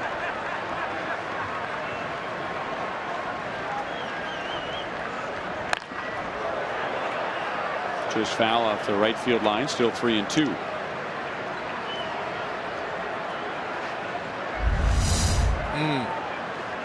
Lewis throwing those secondary pitches up there, but they're still hittable, especially with the count the way it is. Wants to throw him a strike. Lewis having a good AB here. Don't lose it. Win it. Put one in the seats. Got him with a fastball. So Lewis went 5 in the 3rd innings without a strikeout, and then strikes out the last 2 in the 6th inning.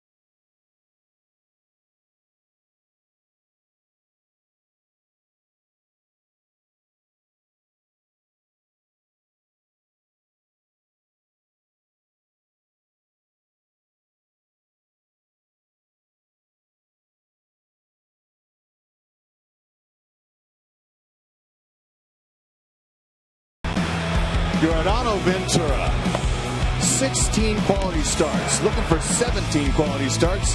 That would put him ahead of Tanaka, the New York Yankees, for first place among AL rookies in quality starts.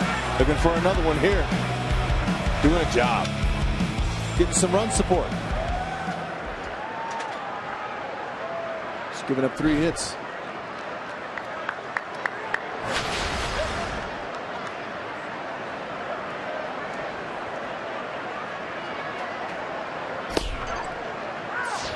Good pitch for a strike to Alex Rios. He doubled in the 1st inning and lined to right in the 3rd.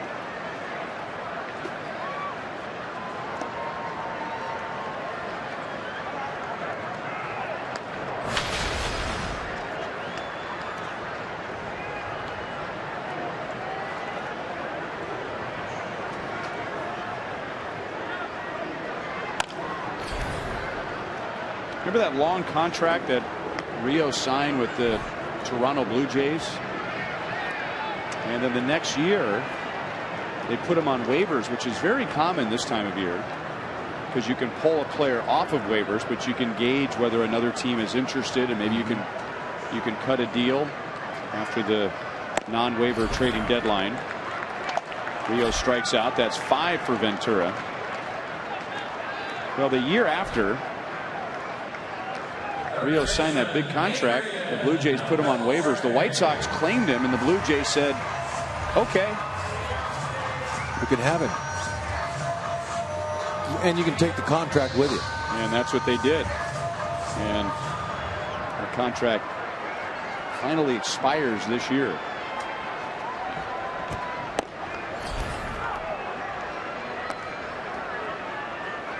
Beltre has driven in a run with a ground out, and he is doubled. Having fun once again, even though his team's had a bad season, and he grounds it into right field for a base hit.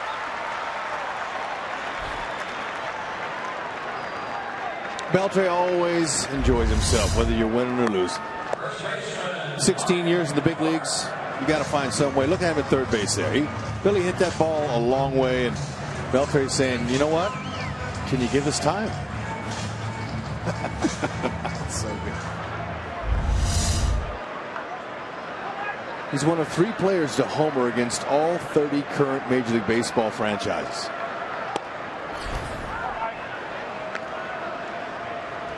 Strike 2, Mike Karp. He is 0 for 2.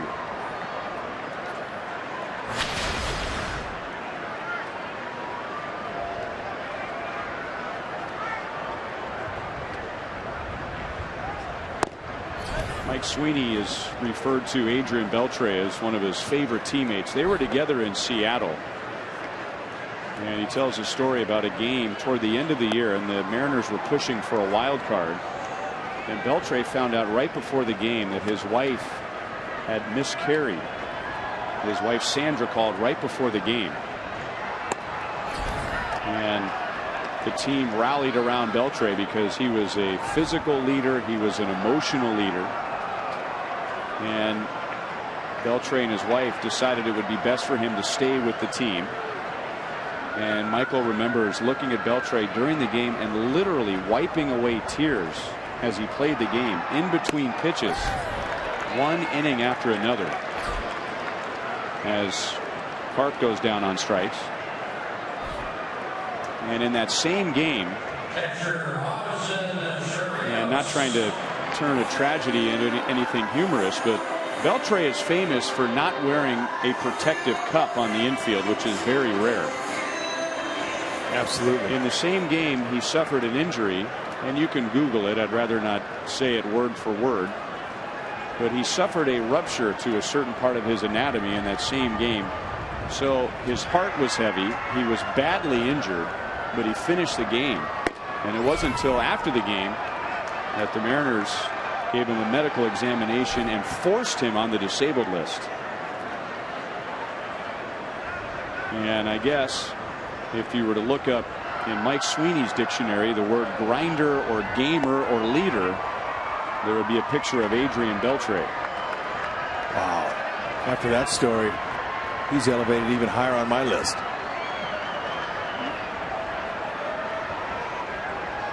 Just, you know, everything he does, he lives, sleeps, breathes baseball. He loves it.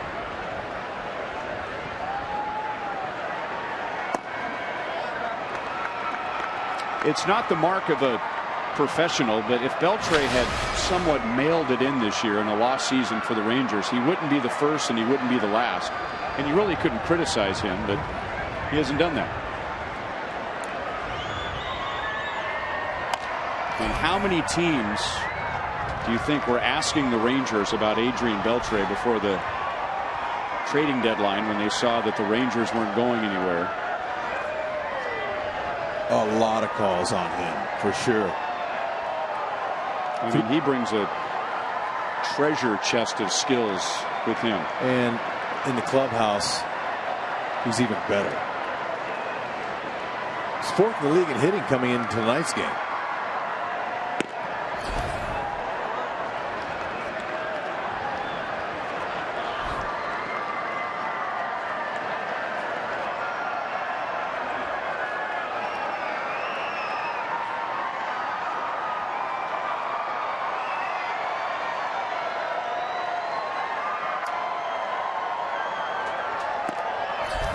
And now Chirinos walks. I should mention, by the way, that Beltre and his wife Sandra have 3 children. Cassandra, Adrian Jr., and Canila. Though they lost the one in 2009.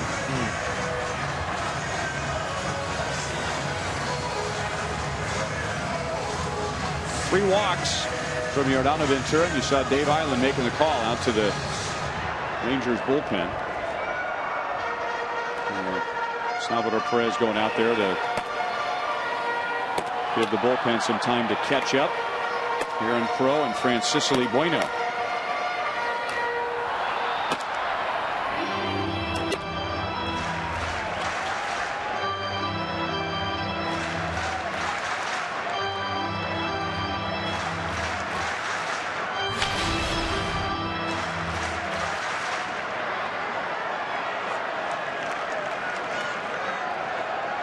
Two on, 1 out to 2 out rather to Leonis Martin. He is lined to third and walked.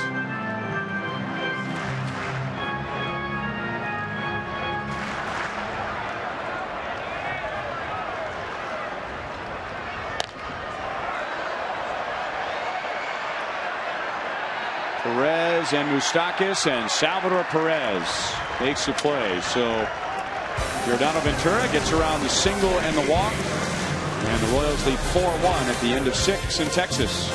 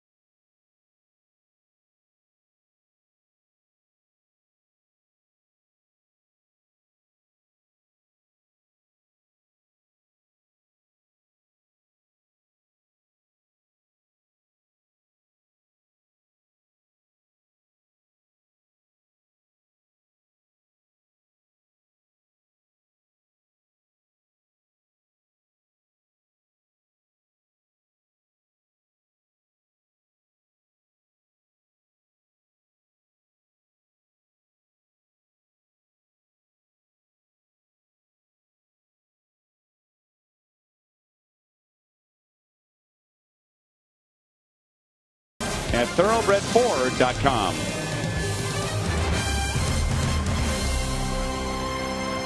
Maybe the most beautiful stadium in the major leagues from the outside. Globe Life Park in Arlington, Texas.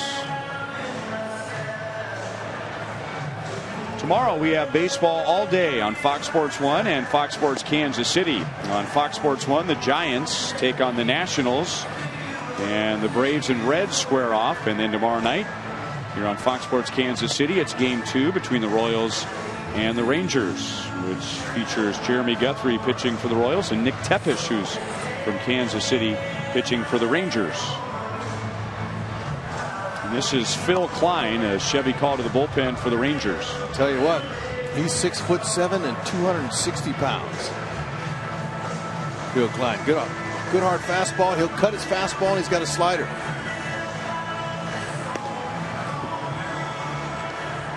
From Gahanna, Ohio. You know where that is? I do. My wife's from Columbus. It's right near Columbus.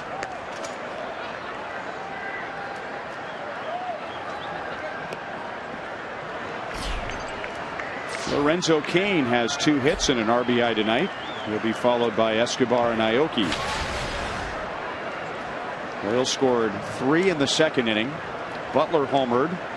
Kane and Escobar had RBI singles. And then Willingham hit a solo home run in the fourth inning.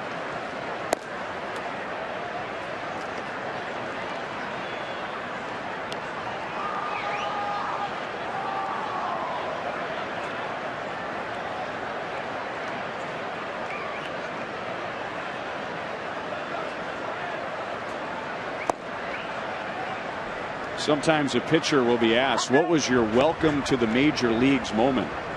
And you mentioned that Klein grew up in Ohio.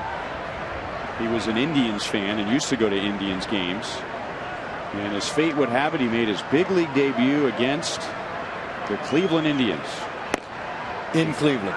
So you figure a lot of family and friend watching him, right? Yeah. Wow, here I am pitching against the Indians. Can you believe it? What a dream. Well, the welcome to the big leagues moment, the first man he faced was Lonnie Chisenhall, who took him deep. Memory he didn't want. Oh, look. Breaking ball got away from him. Clyde had not allowed a single extra base hit in AA or AAA this year. Not one, but the first batter he faced in the big leagues remind him that he was in the highest level of baseball in the world. Oh, welcome to the show.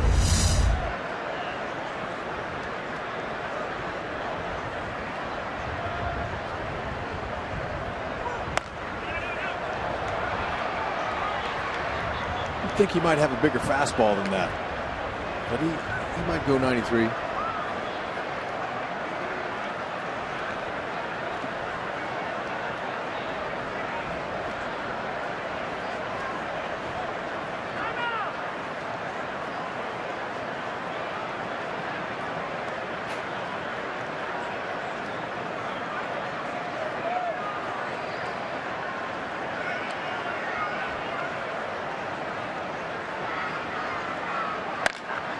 Hit well to center field. Martin is back.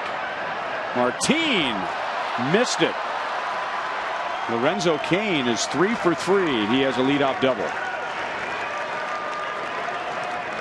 Good for Lorenzo. That ball sounded like he got it all. He was loud. Right down the middle. Fastball. Good short swing. Got up underneath it.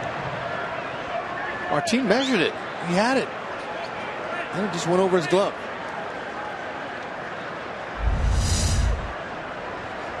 Lorenzo says thank you very much.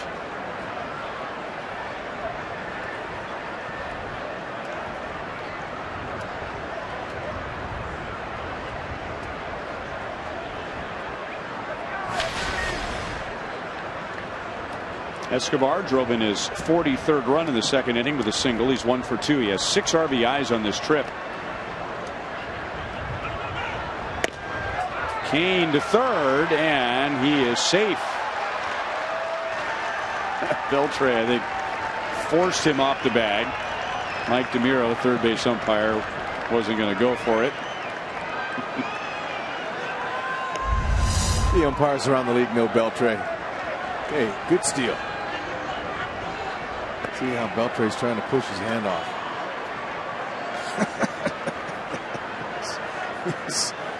He's having fun.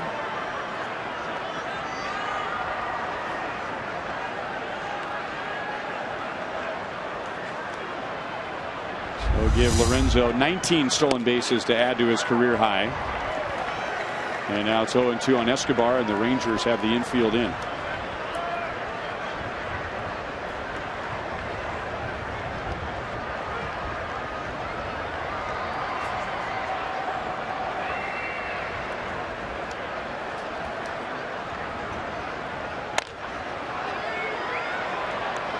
Shin-Soo Choo has an excellent arm. I don't think so. And Lorenzo Cain and the Royals know that. So he'll hold, especially with nobody out.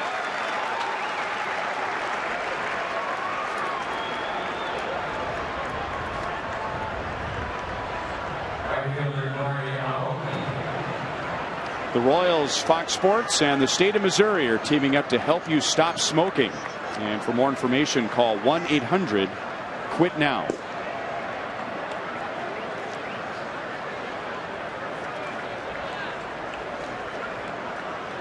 Did we read that during the Colorado series? I don't remember. Oops.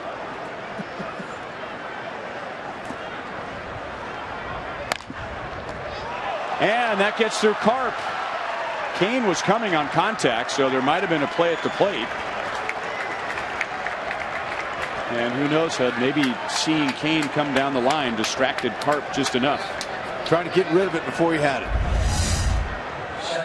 See Lorenzo Cain's coming down on his right foot when the ball crosses the plate. That's what you want to do. It gives you a good forward lean as a runner. Carp saw him coming, tried to backhand it, and it got underneath his glove. They'll take the run.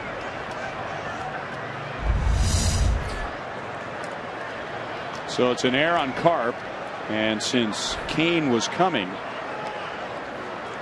Aoki gets an RBI.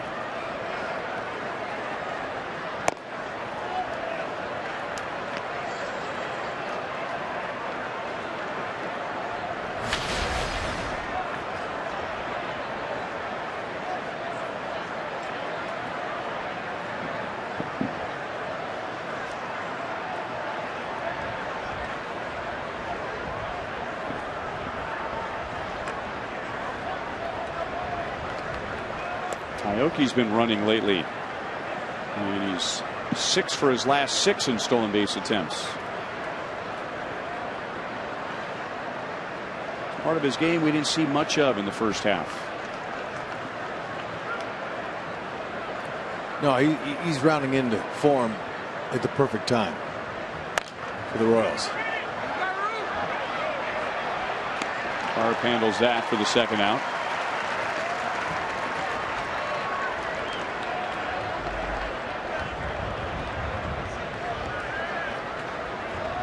As you know, the Royals are one of the best in baseball when they score 4 or more runs.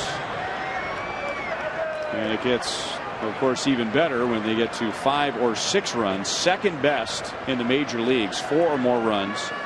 Best once they get to 5 or more.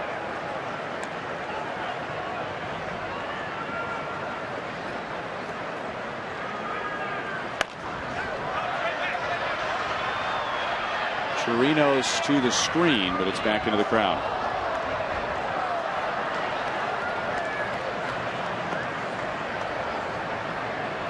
Sal tonight is 0 for 3 with a couple of pop-ups and a flyout.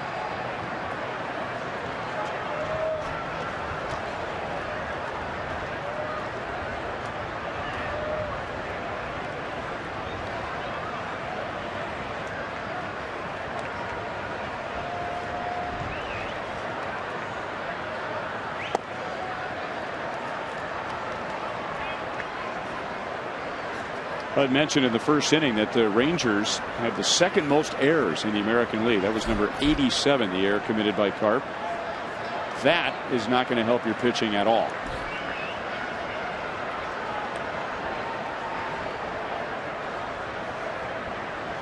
I don't remember who said it first, but it's so true that you can have bad pitching and good defense, but you cannot have bad defense and good pitching.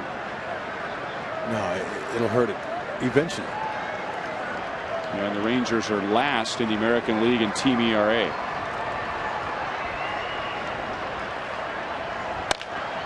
Hit hard to Andrews. Tough hop. And they'll get the force at second base. Royals get another run. So we head to the bottom of the 7th inning. It's like Francisco Bueno's coming on as the Royals lead by 4.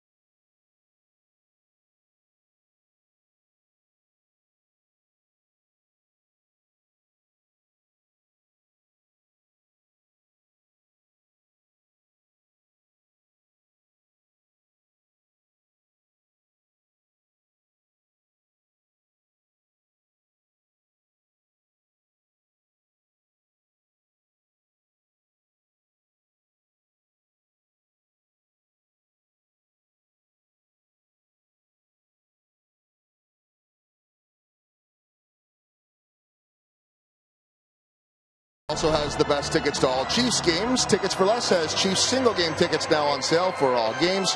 Your opportunity to take the family to see Arrowhead Stadium at an affordable price is now. Check out ticketsforless.com now. And seeing plenty of Royals fans here. A little strange not to see a full house here in Texas, but it has been that kind of year. We wanted to send out a congratulations to a new member of our family, Colleen Lutz. Gave birth to Annie Shannon Lutz. She is now the daughter of our producer, Colleen, and Colleen's husband, Scott. Baby was born at 2:02 in the morning on Thursday, so we congratulate all of them. Colleen is a proud new mother, and Ryan, we always get a chance to see Colleen working on a lot of our special features. That is not, by the way, Colleen right there. That lady is still waiting to have her baby, but you know, I think we get that, right? But Colleen does a lot of our great shows before the season starts and the Fan Fest shows and a lot of our special features. So congratulations to Colleen, and I hope that Royals fan has her baby soon too, because it's 90-something degrees out there. No kidding. Oh my. Congratulations, Colleen. Bueno comes on in the bottom of the 7th inning with the Royals leading by 4. And he'll get Rosales, Adduci, and Chu. Rosales takes ball 1. Gerard Dyson is now in center field.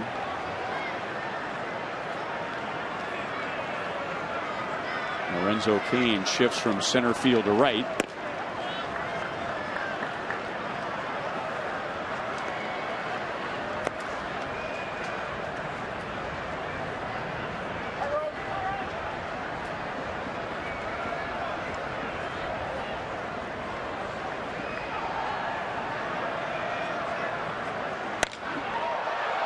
That ball's hit well into left center field and deep. With the ball carrying tonight, it stays in just barely. And Rosales is at second base with a leadoff double.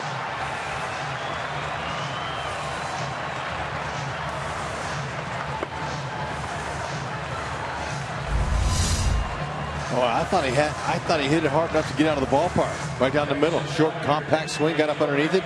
And if it's to the right, 3 more feet he had. Right over the 390 sign. But it stays in the yard. Good for Bueno. Rosales, he's an action player. I love him. He plays hard, this guy. He can play anywhere. He's been a utility player for his whole career. But he plays with unbridled joy. He's a lot like Beltre. Not quite as flashy, but he hustles, he plays hard, and he's a nice addition to the Rangers. Rosales, he can do anything. Play him anywhere in the infield. This is Daniel Robertson pinch hitting, and he'll drive in a run.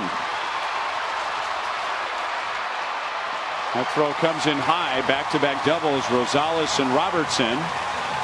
And now it's 5-2 in the 7th inning.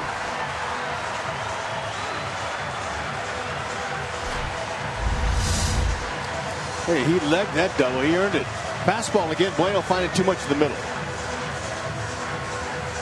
Short, quick swing. He saw it all the way, and he said, you know what? I don't care who you got out there in the outfield, what kind of arms they got. I'm going for 2. And Lorenzo Cain, if he had a good throw on the bag, he would have gotten him. But a hustle double.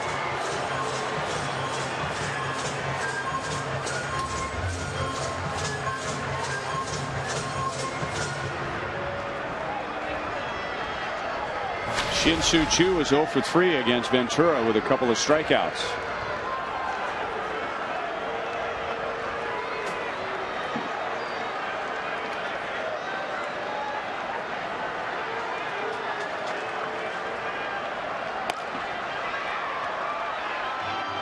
Ed Yost is really trying to find opportunities where he can give Kelvin Herrera, Wade Davis, Greg Holland a little extra rest.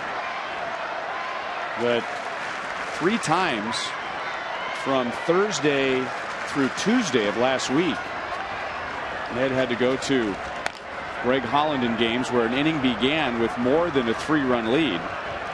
Here's the first out as Chu gets Robertson over to third. I don't know what the statistic is as Herrera's warming up, because they're not blown saves,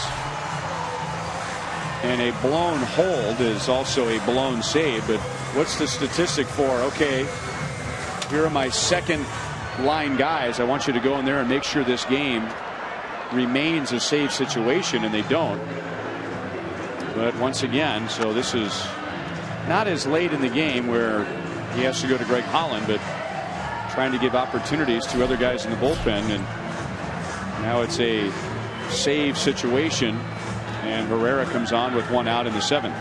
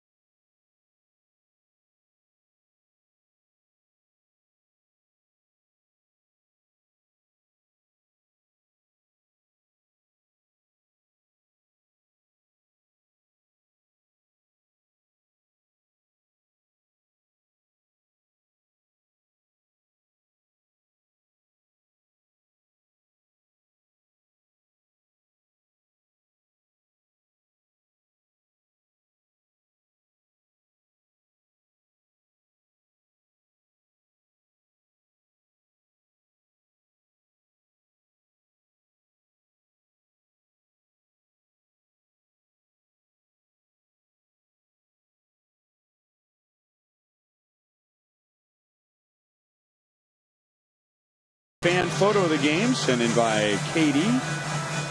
Appears to be at Kauffman Stadium, and I think we know which side of the state line Katie lives on. Way to go.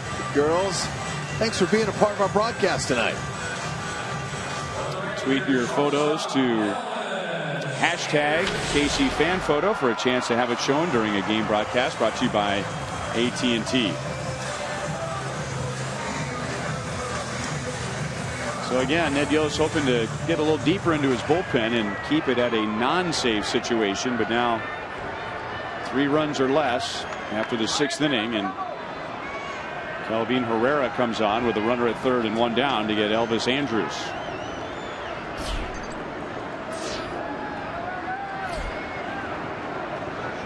See how hard that fastball is coming up there tonight. Usually mid to upper, sometimes 3 digits. We'll see him 100, 101. Overhand curve and a nice changeup around 88 to 90.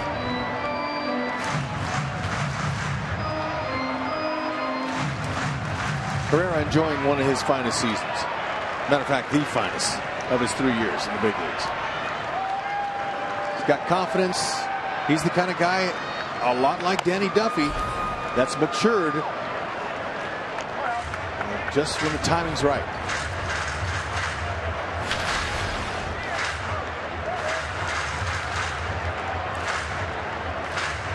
Andrews scored the Rangers' first run way back in the bottom of the 1st inning. They had a 1-0 lead, but the Royals ruined that with 3 in the 2nd. They added another run in the 4th, a run in the 7th. And now the Rangers have scored here in the bottom of the 7th. And Andrews is nailed. So now getting into the middle of the order. And the tying run will be at the plate. Oh, man. I hope he didn't get that on the elbow.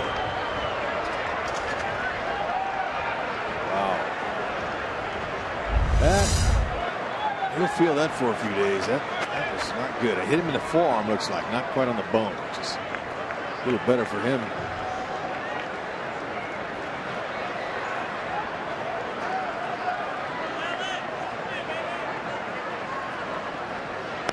And once in a while, that 2-seamer It's got some run on it.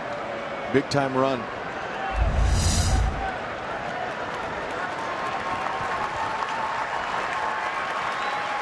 Does Billy Butler look like he's lost some weight to you?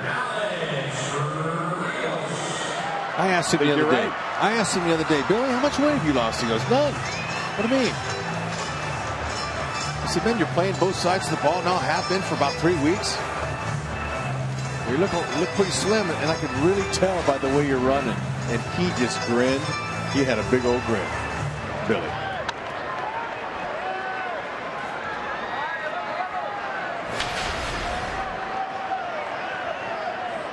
Alex Rios was 1 for 3 against Ventura. Now 3 out of 5 in his career against Herrera. Robertson at third. Andrews at first with 1 out.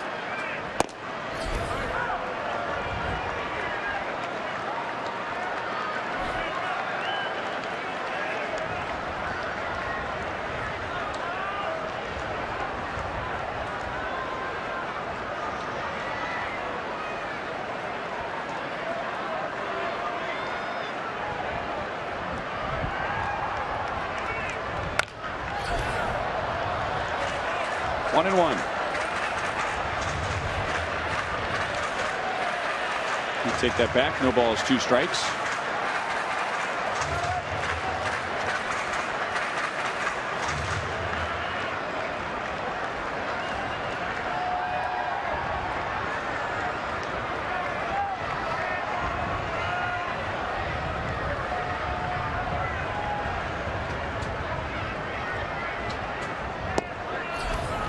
One and 2 on Rios.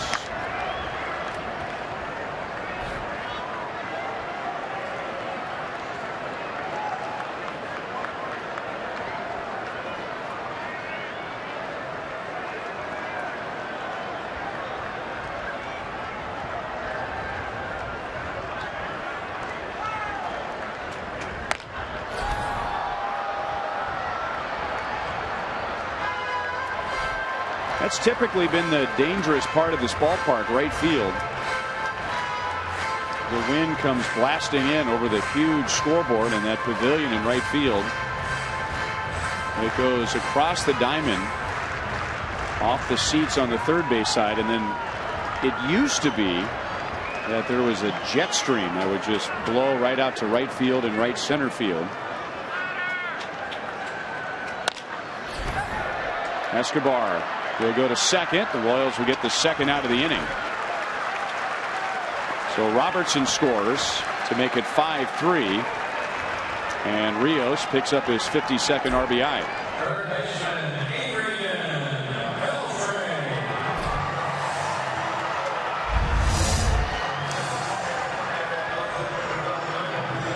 Dead in the right spot. No way they could turn 2 on that.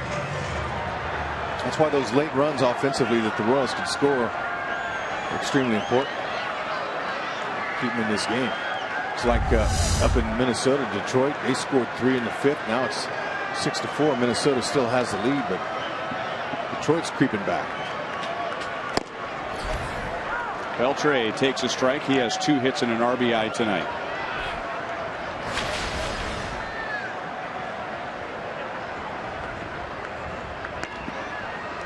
Okay, the series of the weekend, besides this one for us, is out there in Oakland. The Angels in Oakland are battling all weekend. Angels got a 2-game lead.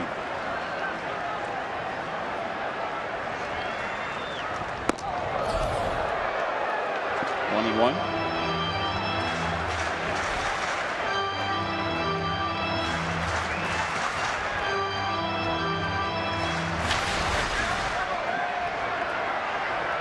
Herrera trying to get Beltre out for the first time ever.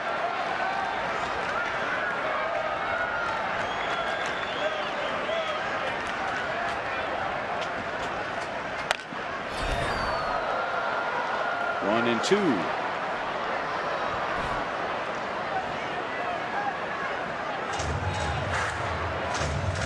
Herrera trying to stay away from Rios and Beltre, but as we were saying, sometimes the ball will fly out of right field.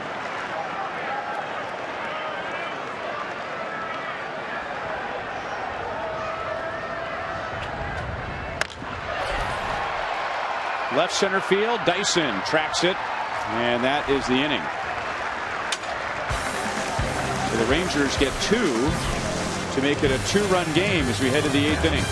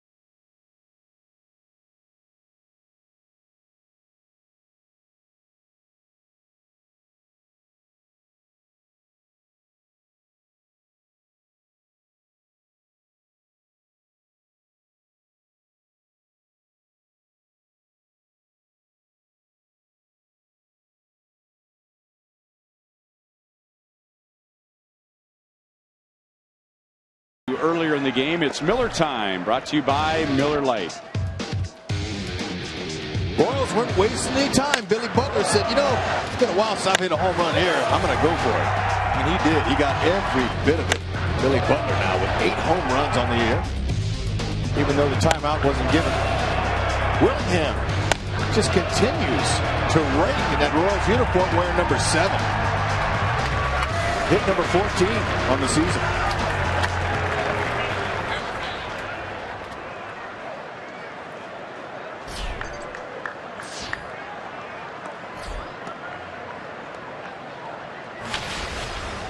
Billy 1 for 3 with that home run.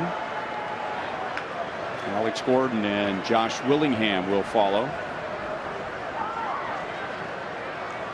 Second inning for Phil Klein out of the Rangers bullpen. Billy hits it hard for a 3rd time tonight. He is out in a ground ball to short.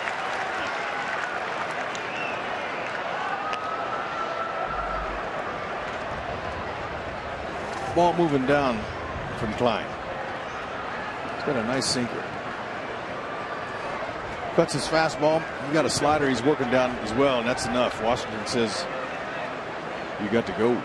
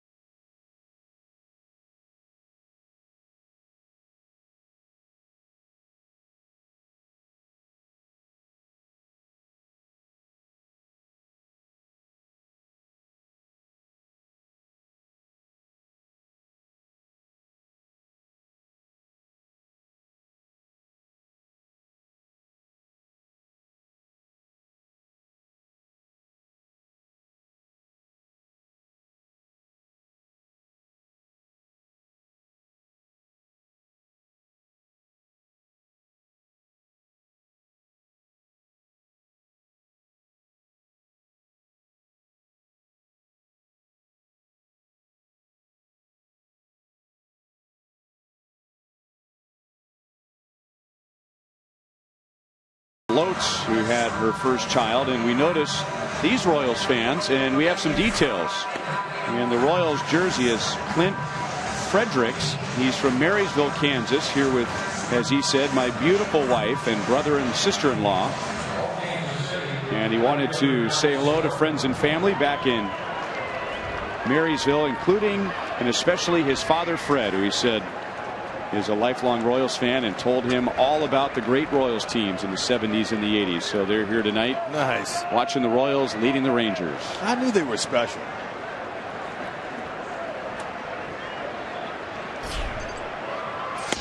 Alex Claudio. And let's watch the radar gun as he pitches, because he may have just topped out right there at 75 miles an hour. Yep. He's unorthodox, no question. He's ouch. There's 84. Ooh, man, did that foul off his knee? Ooh, man, he didn't need that. Oh my, that's the worst place to foul a ball off. Ouch, right off the kneecap. Bummer.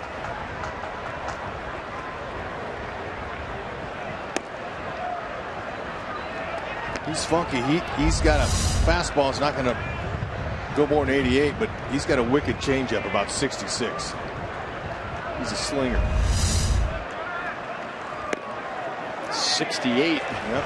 There it is. When was the last time Alex Gordon saw a pitch at 68 miles an hour? I don't know, but high school? He could have hit that one. Now that he's seen it once, let's see. He had cracked his bat, and it gets by Beltre. Give him a hit. You hardly ever see that happen. No. Maybe it took a bad hop on it. Ball had some spin on it. It was an easy chance. That guy's a 4-time Gold Glover. It had some spin and spun right away from it. Hopefully they give him a knock.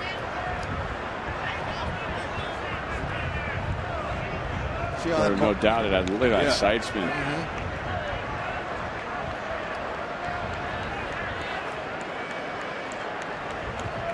It's an error. Second error for the Rangers tonight, and they're 88th of the season. Yep, with that funky windup, he's got a pretty decent move out of that too.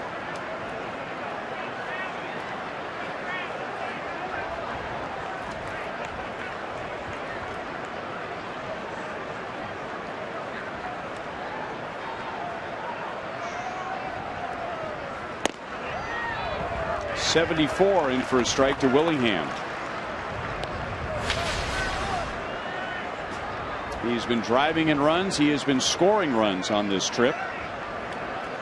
He hit his second home run as a Royal in the 4th inning. And now on this road trip, he has 2 home runs, 3 doubles, 8 runs scored, and 7 RBIs.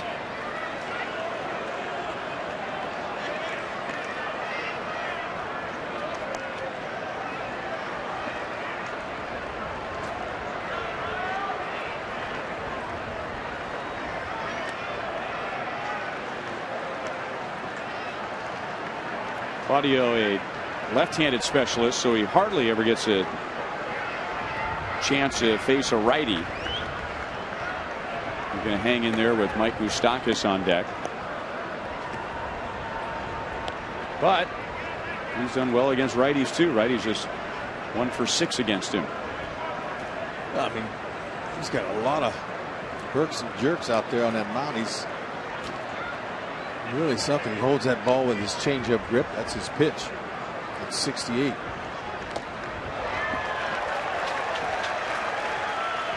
Well, now righties are 1 for 7 against him.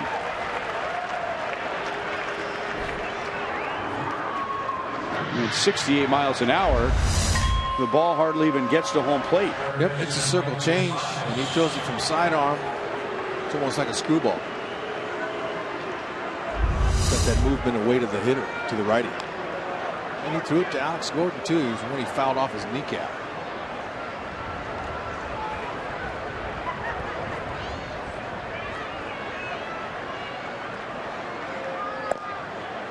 Outside with a slider to Moustakas.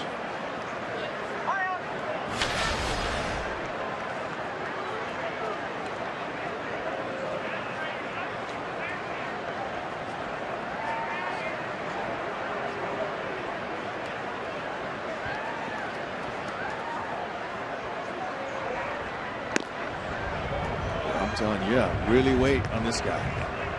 Can't let that motion get to you.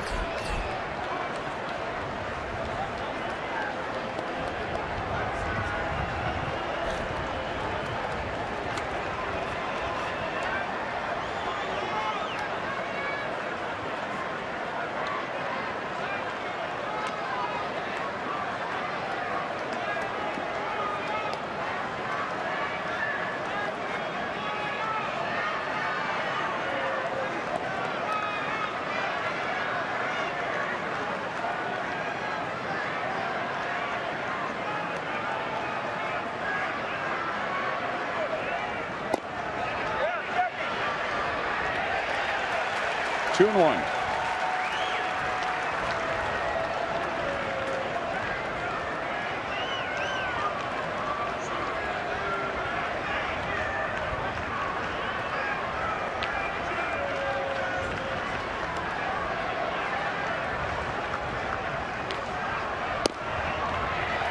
Two and two. That's his heat right there. 85 miles an hour.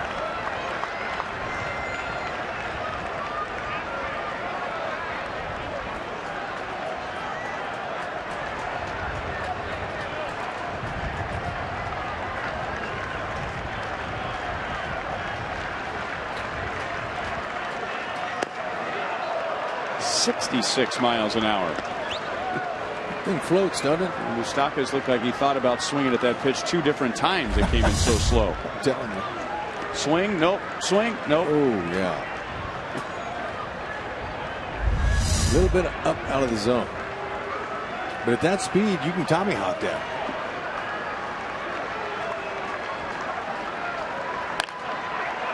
Line to right field and a base hit up against the wall. Gordon to third. He'll be held there as Moustakas has a double. That's what you do. Something that slow and it's up in the zone. You got to stay on top. And that's exactly what he did. He Tommy hawked it. Hands, step. He had to go out in front and get it. Oh, yeah. Nice stroke. He gets up underneath. That's 2-run homer.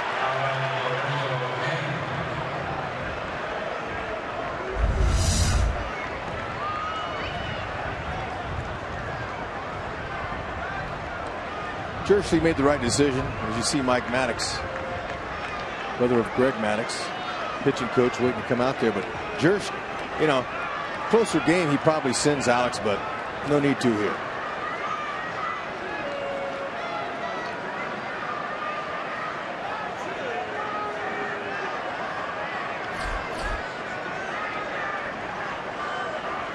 Do you think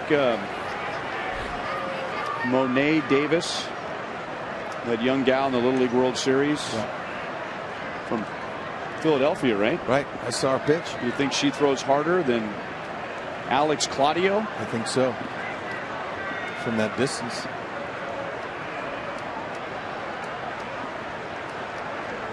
I'd say Claudio makes more money now. She's a star.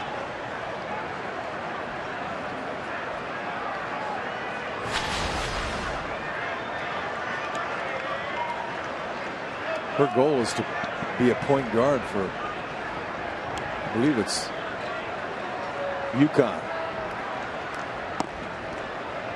I'm putting my money on her. Yeah, but you know what? That guy, Claudio, he's really funky. You bring him in after a hard thrower like you, Darvish, he'll mess him up.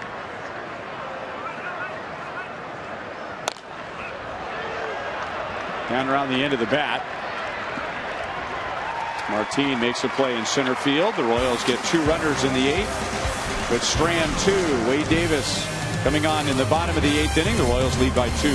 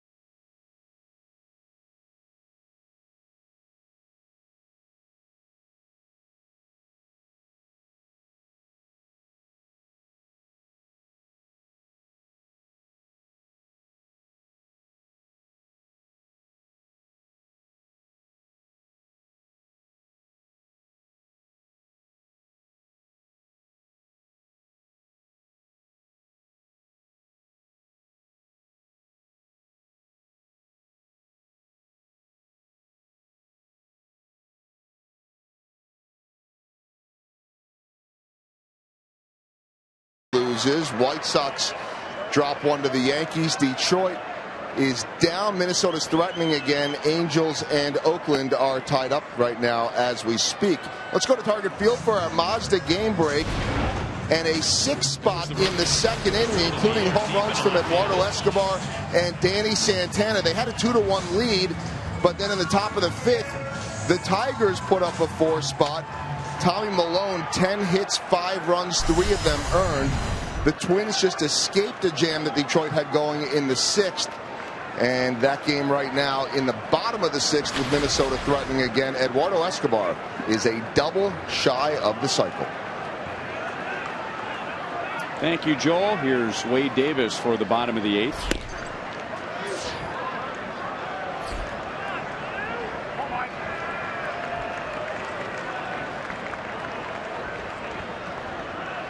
It'll be Mike Karp, Robinson Chirinos, and Leonis Martin. 1 ball, 1 strike.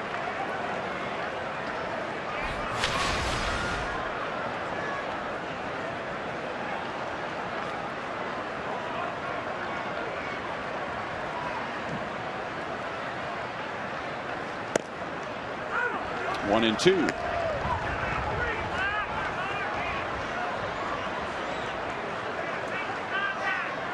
Mid to upper 90s with that fastball. He cuts it. He's got an overhand curve. Salvi wants it on the ground here. And somehow Karp made contact as he golfs it out to Infante. Mike Karp is 0 for 4.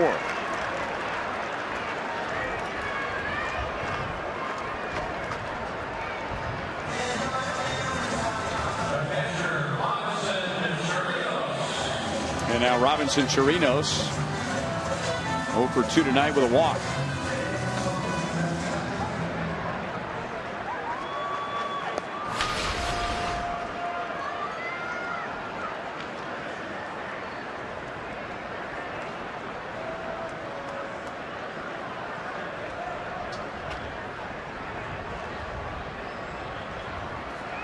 After a bit of a rocky start to his season in April, Wade Davis had that impressive 22 1/3 inning scoreless streak from the end of April until really the latter part of June. And with a scoreless inning here, he could pass that and make it 22 2/3 innings since allowing a run. He's only given up 1 run in his last 45 1/3 innings. Oh man, that's just incredible. And he's doing it with the location of his pitches. He's got above average stuff, no doubt about it, with that fastball powering up there 96, 97. He cuts it at around 91, and then he's got that overhand curve, so he's able to turn that fastball into a couple different looks. Very calm, off the charts numbers.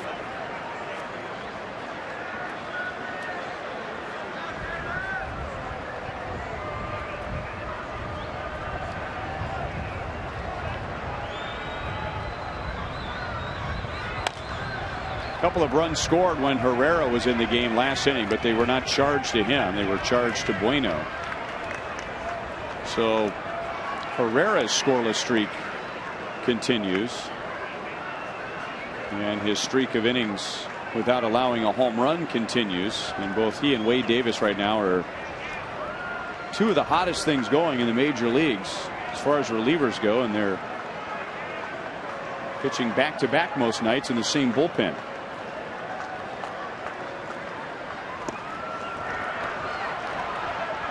Sal flips it down to Billy for the 2nd out. Tell you what, a couple of pitches earlier that he fouled one off. And check out Nick Kinney, head athletic trainer. Think he don't have hands? Wow, look at that. Been there, done that, fellas. No big deal. Hardest working man on the squad right there, keeping him healthy. Way to go, Nick. Good hands. Nice play.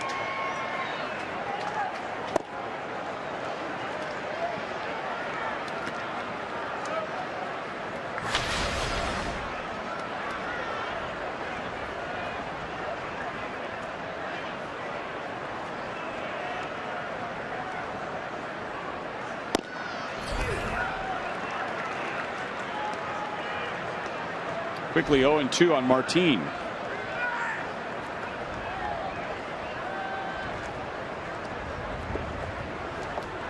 You know, lately Ned Yost has talked about keeping his guys fresh, getting his bench guys into the game, giving his starters a break here and there, and has done it masterfully. But he gets a lot of assistance from the training staff, Nick Kenny, Kyle Turner, the athletic trainers, Ryan Stoneberg. Joel was talking about him earlier, the Royals strength and conditioning coach. Jeff Bloom, the Royals physical therapist and rehab coordinator. Rick Knopfer, the massage therapist.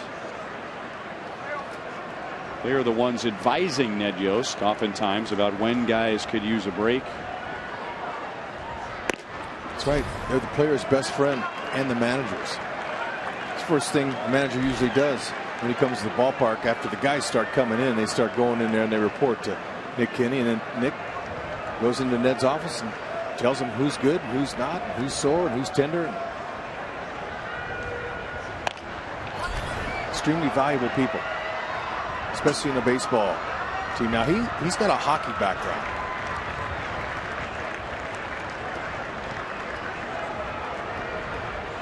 But he has adjusted to big league ball, and he's one of the finest.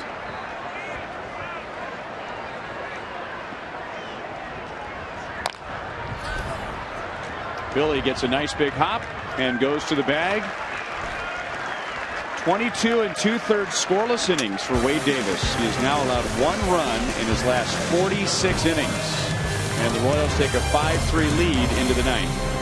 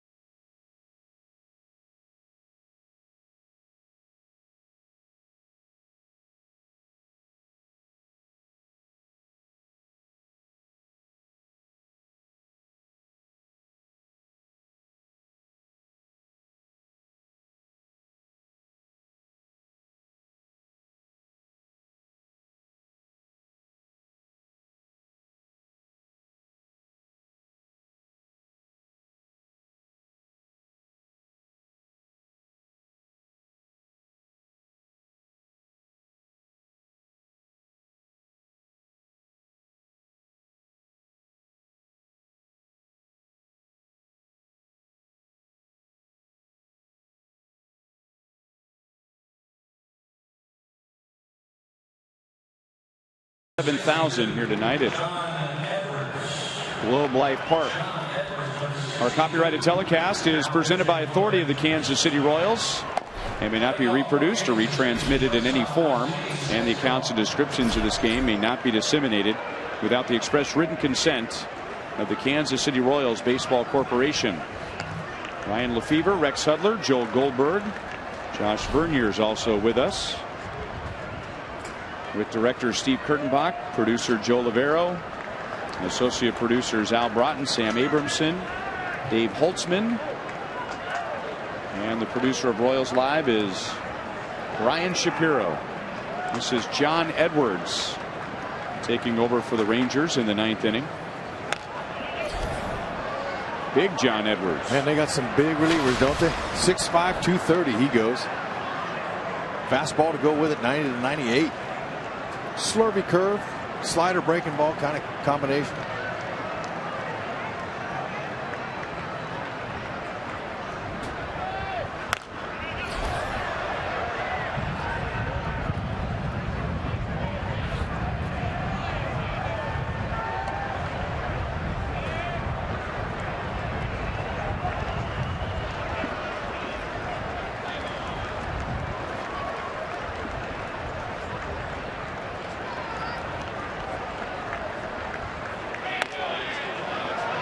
Still 0-2.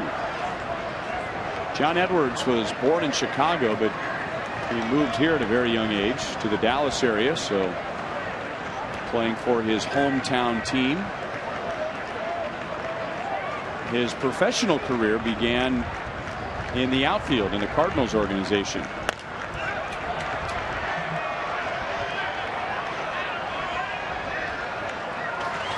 Beltray, man, how many times has he done that tonight where I'm thinking it's not his ball, is it? But he's reaching up.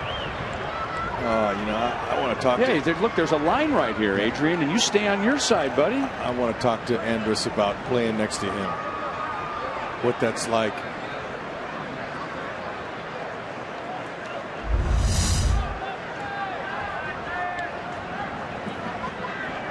He's just messing with Andrus. Oh, it's beautiful.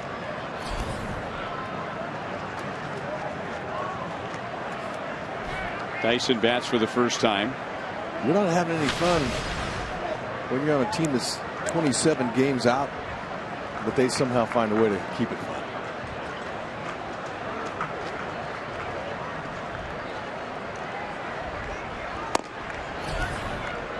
Two 2-0 to Dyson.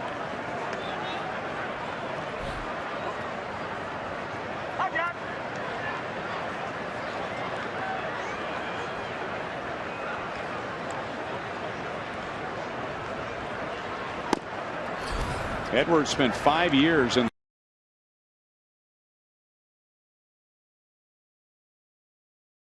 really nothing more than that.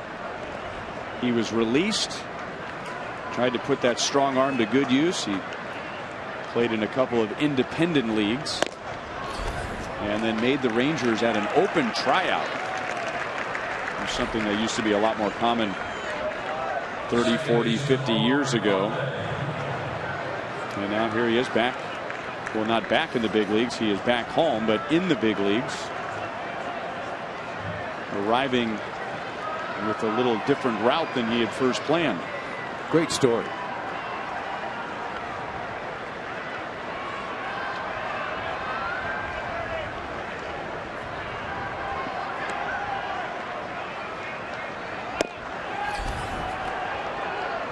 Dyson back in time, and ball 1-2 Infante.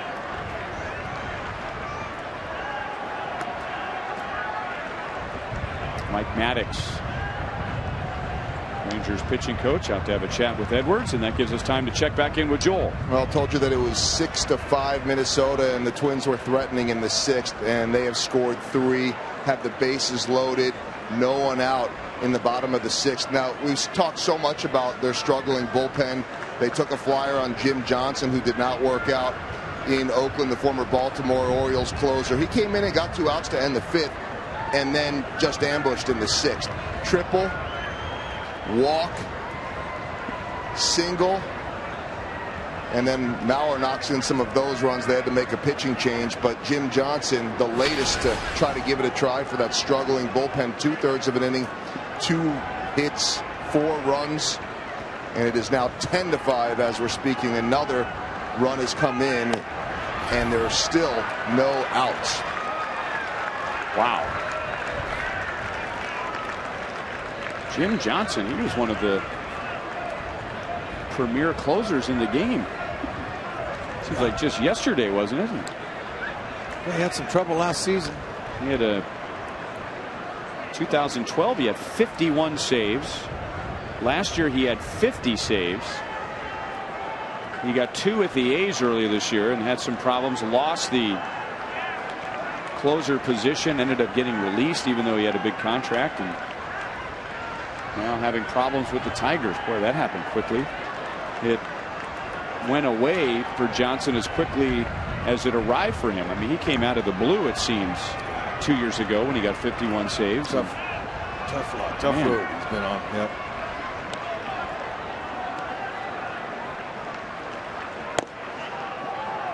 And another good news regarding the Royals and their quest for the playoffs.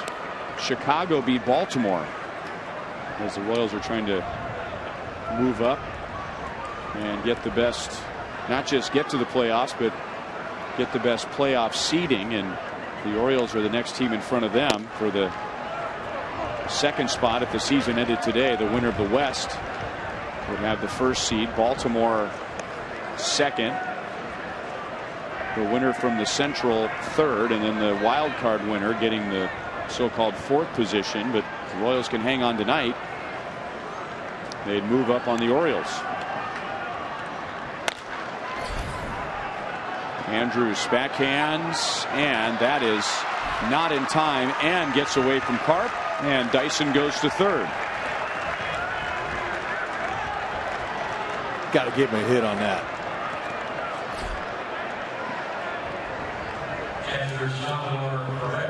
And they do, and that's Infante's first. Tough play for Andrus. First on the pick, he had to guess which hop was going to come up right here. Had to go in there and just backhand it like that. It's really a tough play for a guy, a shortstop, going in the hole like that. Kind of hope you can put your hands where that ball's going to be, and Carp having a hard time digging the ball out. And that's an error now in 3 consecutive innings, as Andrus was hit with an error that allowed Dyson to go to third. It was a hit and an error.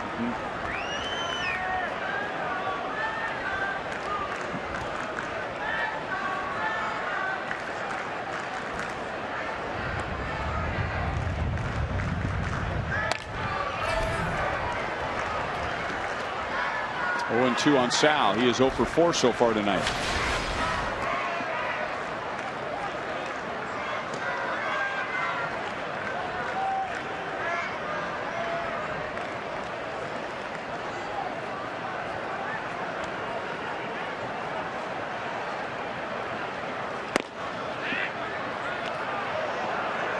Mason is back in time, back in plenty of time.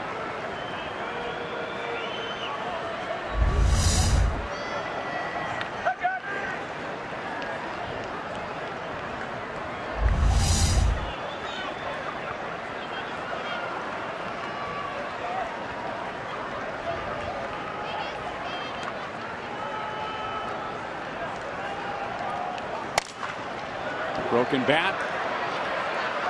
And no double play. Salvador Perez with that sore knee gets up the line to avoid the double play, and that means the Royals add a run.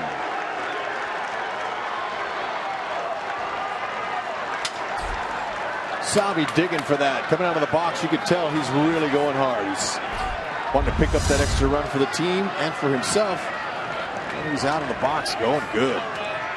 Now Ron Washington is thinking about having this replay.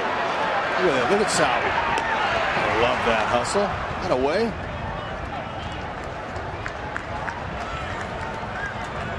And Ron Washington got the thumbs down from the Rangers dugout, so no challenge. The Royals back out to a 3-run lead, and that's 55 RBIs for Perez. So the Royals get another run, thanks in part to a walk, a stolen base, and an error.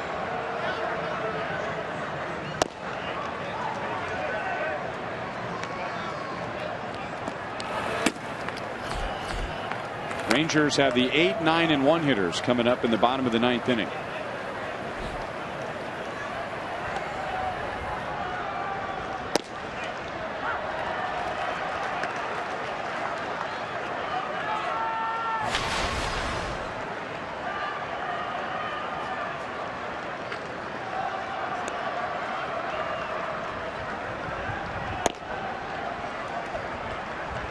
Two and one.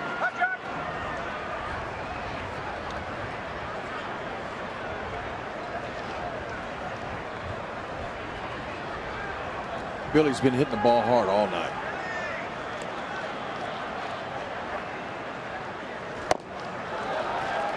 Two and two. Just has one hit to show for it. That was his 8th home run of the year. First time up. Lined out to center. Hit one hard to third baseman. And then one to the shortstop he hit on the barrel.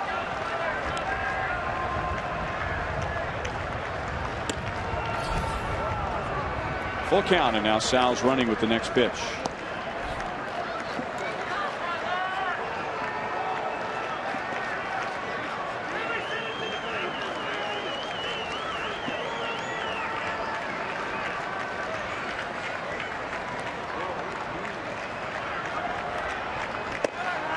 Got him to chase a high fastball. Royals get a run in the 9th inning. Greg Holland has 3 runs to play with. To the bottom of the 9th, the Royals lead 6-3.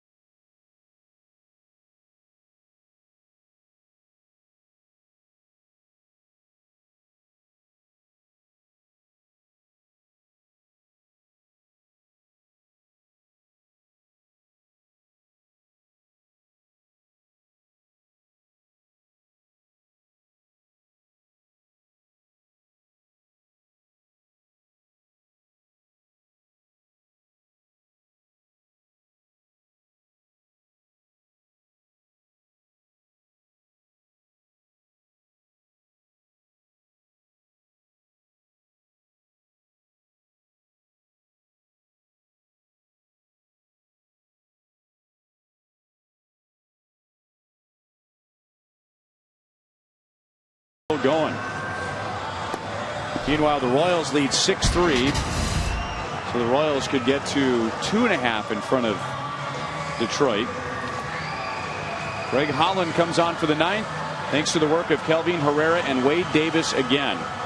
Herrera has the 2nd longest, Davis the longest scoreless streak. And as far as going innings without allowing a home run, Herrera has the longest streak of innings, 79, and Davis 3rd. It's just a beautiful thing to see those kind of numbers. I mean, any manager in baseball would be thrilled to have arms like that at the back end of the bullpen.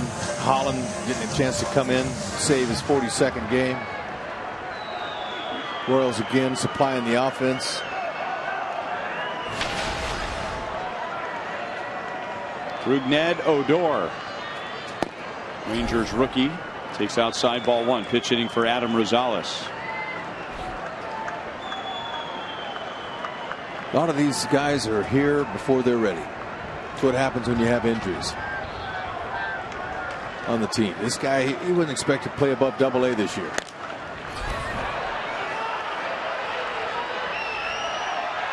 Sal makes the play. 1 down.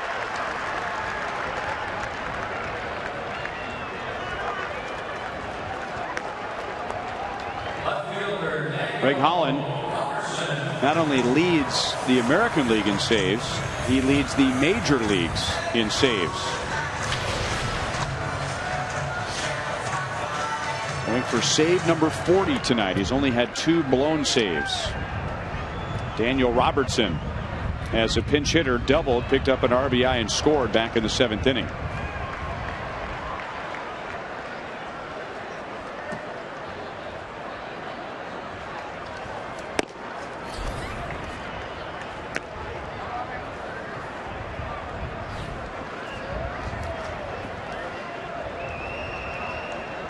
We still have over a month to play, and Greg Holland has a chance to surpass his total from last year. He had 47 saves, and he's 2 outs away from 40.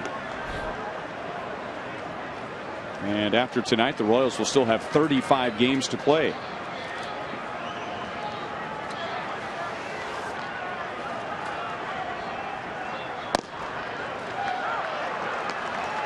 One and 2 on Robertson.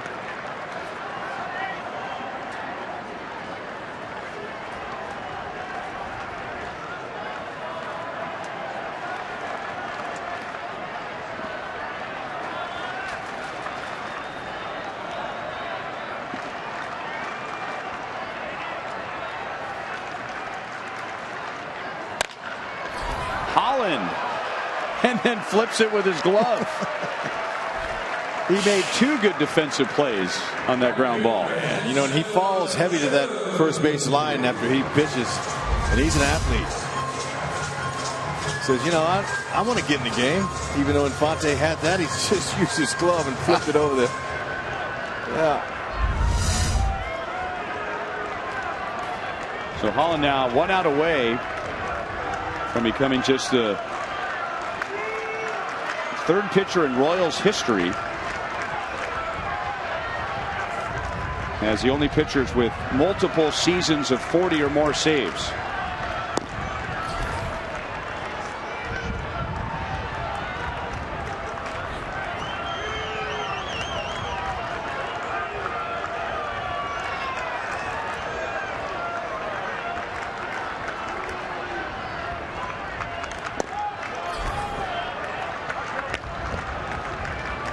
Not sure where that one missed. That's a good spot.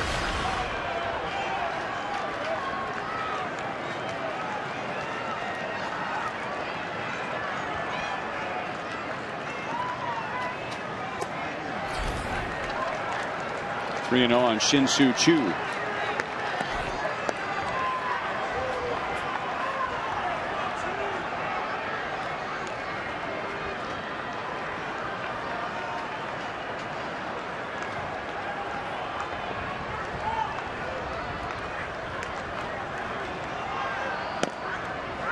Three and 1.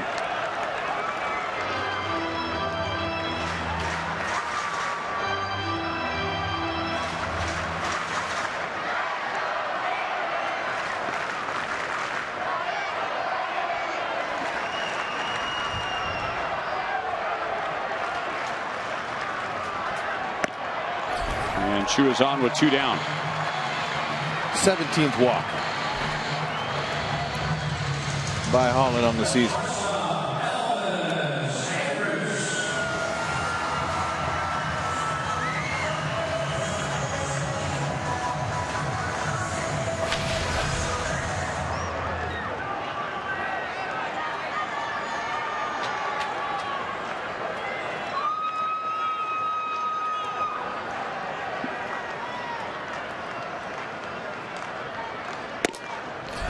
Elvis Andrus scored the Rangers' first run back in the first inning.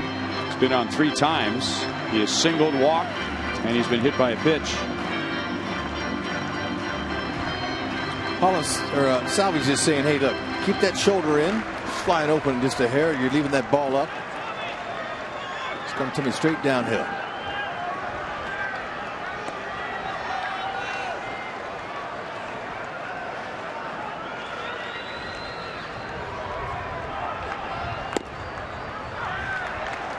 One and 1. Greg Holland hoping to join Dan Quisenberry and Joakim Soria as the only Royals to have more than one 40-save season. Jeff Montgomery had a 45-save year in 1993. And the year before that he had 39 saves. He did not have more than one season with at least 40 saves. Omar Infante makes the play, and now Greg Holland does. 47 saves last year, 40 saves this year.